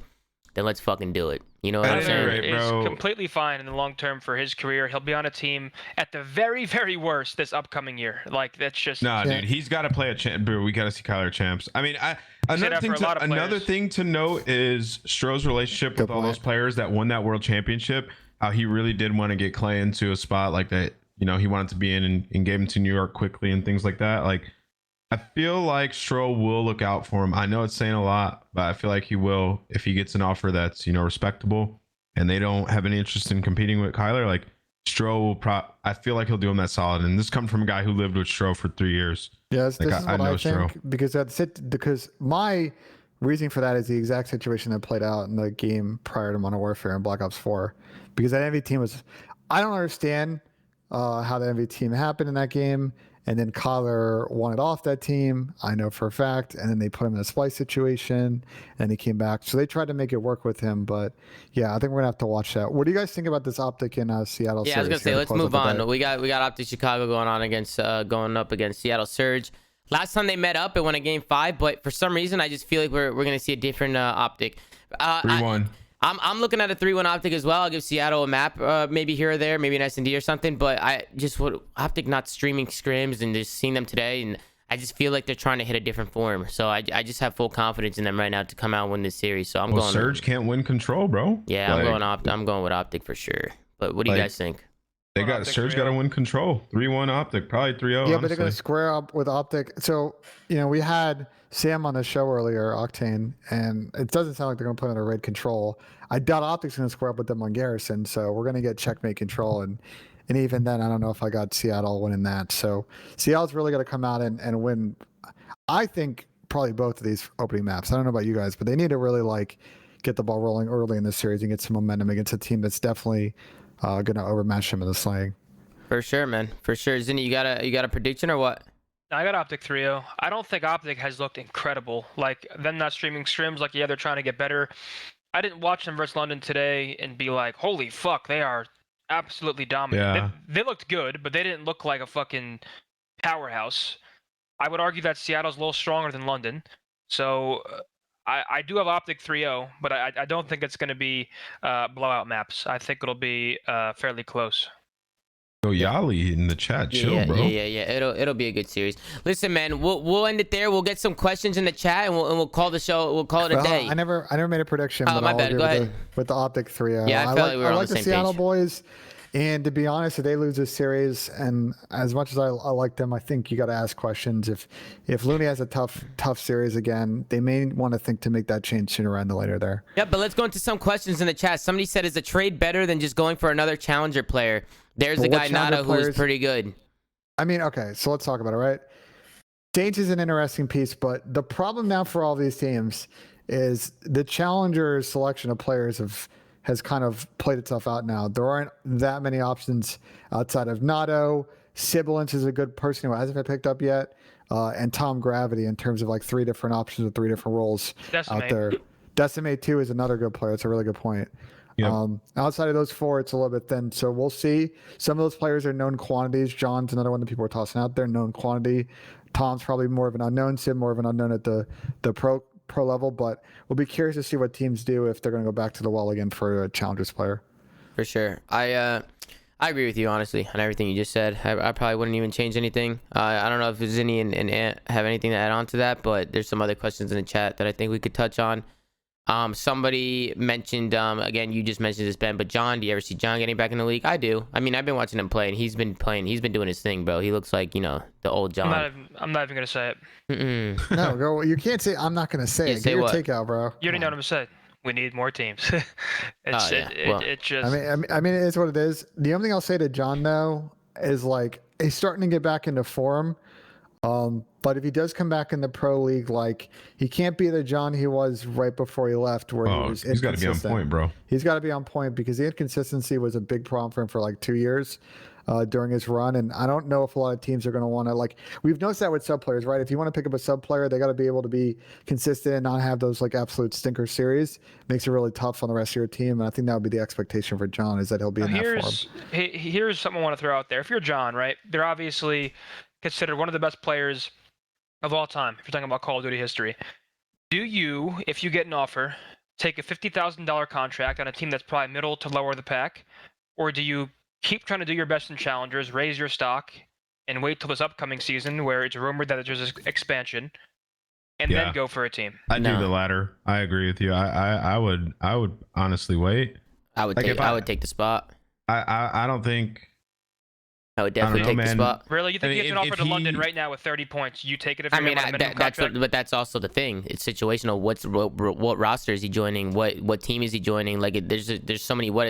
How much money is he getting? If they're gonna get in the minimum, probably, right? So I mean, personally, I probably would take it unless I was going to a really shit team that I knew it just wasn't gonna work. Then no. Yeah, you don't want to kill your stock, bro. But you also want to make sure that you take the opportunities put in front of you before you lose them. So I mean, if he has a spot to be on a professional team and the roster's pretty good, which it's John we're talking about here. So I'm pretty sure he can find himself on a good roster if he keeps at it. Then he should take it. Now, if he doesn't get any good offers or any good teams to play for, then he should 100% just play challenges, keep doing his thing, and then at the end of the year with expansion, have his agent reach out to some of these teams and let him know that John's up for grabs. I don't know what the money's gonna be looking like with him. He might not get anything more than the minimum, but it ultimately depends on how many teams want him. Yeah, no, don't get me wrong. I think his best bet, if he gets a solid team option, is to take the offer. But like you said, it's obviously contingent on who the offer is to, how late in the season is it, what's the odds they even make champs. It's like all things you need to consider, and it's like, is it a team that could potentially ruin my stock rather than raise it? Yeah, I agree. Yeah. I was gone for a second, but I retained most of that. Now you're good. And then let's just end it here with this question, because I saw a few people ask this. People just keep mentioning Looney. They keep talking about Looney a lot. People want to know if Seattle, back and forth about him. If Seattle should change or not with Dan. And Dan's a weird one, man, because I think he does a lot for that team, but obviously stats wise and talent wise, like, I just don't know if he's putting it together right now. He's just having a rough slump right now. My thought process, Tom, and we had Octane on here earlier, as I mentioned about 5 minutes ago. It doesn't seem like the team is really clutching up in situations where they need to clutch up. And if that was the case, you're like, okay, well, Dan's bringing those intangibles, it's helping us out. But that's not the case. They really need to, like, start getting in a form where they're dominating teams to really like move up in the standings. And I know that they don't have the most consistent players on the team in the world, Dan included, but I think they're getting to the point where they're going to have to make that move if they want to like try and make this playoffs run. Otherwise, they're just going to be too late. And at that point, the deficit between them and like 8th is going to be too much. And they're in a tough group too, Tom, which kind of does really help. Zinni, Ant, you guys got any opinions, or you passing? Played with Dan, have a lot of respect for him. He's a realist. He'll be the first one to tell you that he hasn't been playing too hot. Yeah. I don't know what they do. I don't know if they'll do anything. I listened to Listen earlier. I will say Pierce is very vocal. He always has been a pretty vocal guy. I don't know what they're thinking. I have faith in Dan. I think he is a good leader, but it's like, what do you need at this time? You know what I mean? Yeah. I think the main thing with me is you see a lot of teams that are at the bottom making changes, trying to find their way to the top, right? If things aren't working for them, they're changing things up and at least showing that they want to win. With Seattle, I feel like they're kind of in this like back-to-back years too. Yeah. It's just like they're scared to do it. They're scared to like, and I don't know why, because it just seems like everybody who does make changes usually gets better. And you know how much talent there is out there. And I'm not even just talking about Looney. Like, I'm just talking about it could be for anybody on the fucking team. Like, maybe start getting some new faces. Maybe start changing some things in and out. Like Ben said, I mean, you're running out of time here, guys. Running out of time to get into that top eight and get yourself into champs. So I think a change is definitely warranted. Especially, let's see how the week goes. Right, they got another match coming up this weekend, I'm pretty sure. Yeah. So well, here I think after this, I think that's gonna be. Are they done? Are they done after they play Optic? Yeah. Or okay, Yeah. I thought they played again, but we'll see. I think at the end of the day, like Seattle and some of the guys on that team need to be real with themselves, man. If things aren't working out and they're sitting all the way at the bottom and time's running out, it might be time. It might be time to make a change. And on top of that, like you might miss your opportunity to grab some of these last few guys that could potentially 100%. fill the void on your roster, right? And they did this 100%. previously where they didn't pick up any players. And it put them in a horrible spot. So, you know, not to like knock Dan or anything, because I know what he brings to a team. I have a ton of respect for him. I think he's one of the most underrated players of all time. But it gets to be a point in the game where, you know, most of the stuff, like you learned it at this point, Gunless is starting to perform at a higher level. Octane's getting back to being Octane. Prasini's found consistency. It's like if this is where you can make that change and, you know, catapult yourself to where you're dominating teams and really making a run back to make it to playoffs, like you got to do it. Yeah, So and the last thing I'll say. Oh, go ahead, Ben. Go ahead. The issue with Seattle is they're in a group. It's them, Thieves, who they just lost to today, New York Subliners, FaZe, and Chicago, and London. Did I just name 5 teams? Yeah. It's very hard for me to see them in their current form beating every team on that list except for London. And that would put them at 1-5, and it's not going to get them in winners bracket. So that's why I'm saying, like, maybe the Optic change is going to kind of kick them into the point where we just need to now go on the run, because we can't start and lose as one and get rounded. We're going to get 0 points. Yeah, no, 100%. The last thing I'll say is sometimes picking up players in the middle of the season is a good thing too, because like Ant said, you don't want some of these players going away. And then if you wait till the end of the year, well, now you're just giving some of those players a shot to join other teams, right? They're going to have a lot of offers. They're going to have a lot of decisions to make. So picking up somebody now might even help them in the long run going into next year, right? You pick up like a young, talented player, and maybe you have somebody to build around and somebody to maybe draw some good players into the team if you're looking to make some changes. Or because like even what we were talking about it, you know, in MW with Seattle, there, like the argument was, right, we can go back to it, how you guys felt like there was no one to pick up when you look at some of those other players. So you don't want them to end up in that situation again where they can't find anybody to pick up. They're going through the motions. And they end up having a team that they don't want. So it just seems like they're clinging on to like a dream right now. It's like, well, we are showing signs of life in these matches. Yeah, they're we'll turn around and start winning. There's in that in between where it's like, can we really justify this change? Well, it's like, yeah, we gotta start dominating teams. Like these are guys who are champions, you know, and they're not in that position right now. So if I'm them, I would try to get back to whatever mindset I was in when I was winning championships. And I know the Octane from Black Ops 4 or the Gunless from IW, like they're sitting there like, this is unacceptable. You know, like, this is where you have to make a change. And maybe they just lost their way a little bit. 100%. But we'll end it there. I think the last thing we got to do, you guys already know, Ben J Nissim picking up the golf club. Let's see a putt, big guy. Let's see a fucking putt. Leave us on a good ending. I want to see a good ending here, guys. I need energy in the chat. I need nothing but wins. I need nothing but fucking wins. I have a feeling he's sinking it today. I have a fucking feeling he's gonna step up to the plate. Look at that ass. Yeah, Ben, I don't know. It's a little fucking weird, but Ben's gonna sink it. Ben, it's a little dark in there, so don't cheat. You know, if you miss, you miss. If you make it, you make it. Nah, he's not a cheater. J Nissim stepping up to the green. He's gonna hit it. What the fuck was that? What the fuck was that, Ben? Oh my god. What the fuck was that, Benny boy? He wants to try again. He's going again. He's stepping back up to the green. Can he sink it? Yo, we're going golfing tomorrow morning. 7 a.m., dude. He better be on point tomorrow. Yeah, it doesn't look like it. I'm glad you pull up your pants today because nobody wants to see it. But I appreciate you, bro. No one see your pubes either. Dude. Ben, it's always a pleasure to see you sink a putt for us at the end of the show, man. It's always a fucking pleasure. Listen, Ant and I are going golfing tomorrow morning. I heard. I'm playing the 18. Ant's obviously, got to be on broadcast. Playing the 9 and bouncing. Wait, what time are you guys going? I'm picking him up at 7:30. Yeah, so is there a reason these things start so early? Like, what's wrong with like 11 a.m.? Well, he's got golf. I have CDL. And prime golfing hours is like 9 a.m., bro. Yeah, I feel like that's the best though. When if I were to golf, I don't fucking golf, guys. But I'm saying if I were to golf, go early in the morning, get some air, chill out with the boys. Yes, to start your day. Like here's the strat though. Like during what I like to do is I always like to go golfing at 8 a.m. because then you're back home by like one if it's a fast round, 1:30ish. If not, during the NFL season, that's great. I only miss like the first quarter of NFL games, so I can get back in the mix. Yep. Take that nice post golf shower. That always feels good. Yeah. And then you're kicking it for the rest of the afternoon. I'm gonna be vibing on broadcast tomorrow, bro. Yeah, you're gonna be feeling it, bro. Hold on. It's 5 hours a fast round of golf? No, it's a slow ass. It's a slow round of golf. 4 hours 18 is solid. But you got to remember that you got to drive back from the golf course. That's we did 5 hours in our 18, but we were noobs. 4 hours is like solid. You guys were playing slow as fuck though. Like all right. Listen. We're waiting on you, fucker. No, we were in the group in front of you, and we were waiting for you. We were waiting on you guys. Chill out. We didn't want to get too far ahead. All right, guys. All right, that's gonna do it for today's show. Thank you guys for watching The Flank, man. We've been going for over a couple hours now. Make sure to like, comment, subscribe. If you're watching on YouTube, go check it out on some other audio platforms. Just head over to Anchor, right, Ben? We got something on Anchor. So you guys can see Anchor.fm/flank. Yeah, what he said. And just thank you guys for watching, man. I hope you guys enjoyed the show. I'm going to continue to stream. But just thank you guys for all the love and support in the chat during today's show. It was absolutely incredible, man. So appreciate you guys. And we'll see you guys tomorrow. I'll be in LA tomorrow, guys, doing the show from LA. So nice. Appreciate you guys, man. Appreciate you guys showing love. We'll see you tomorrow.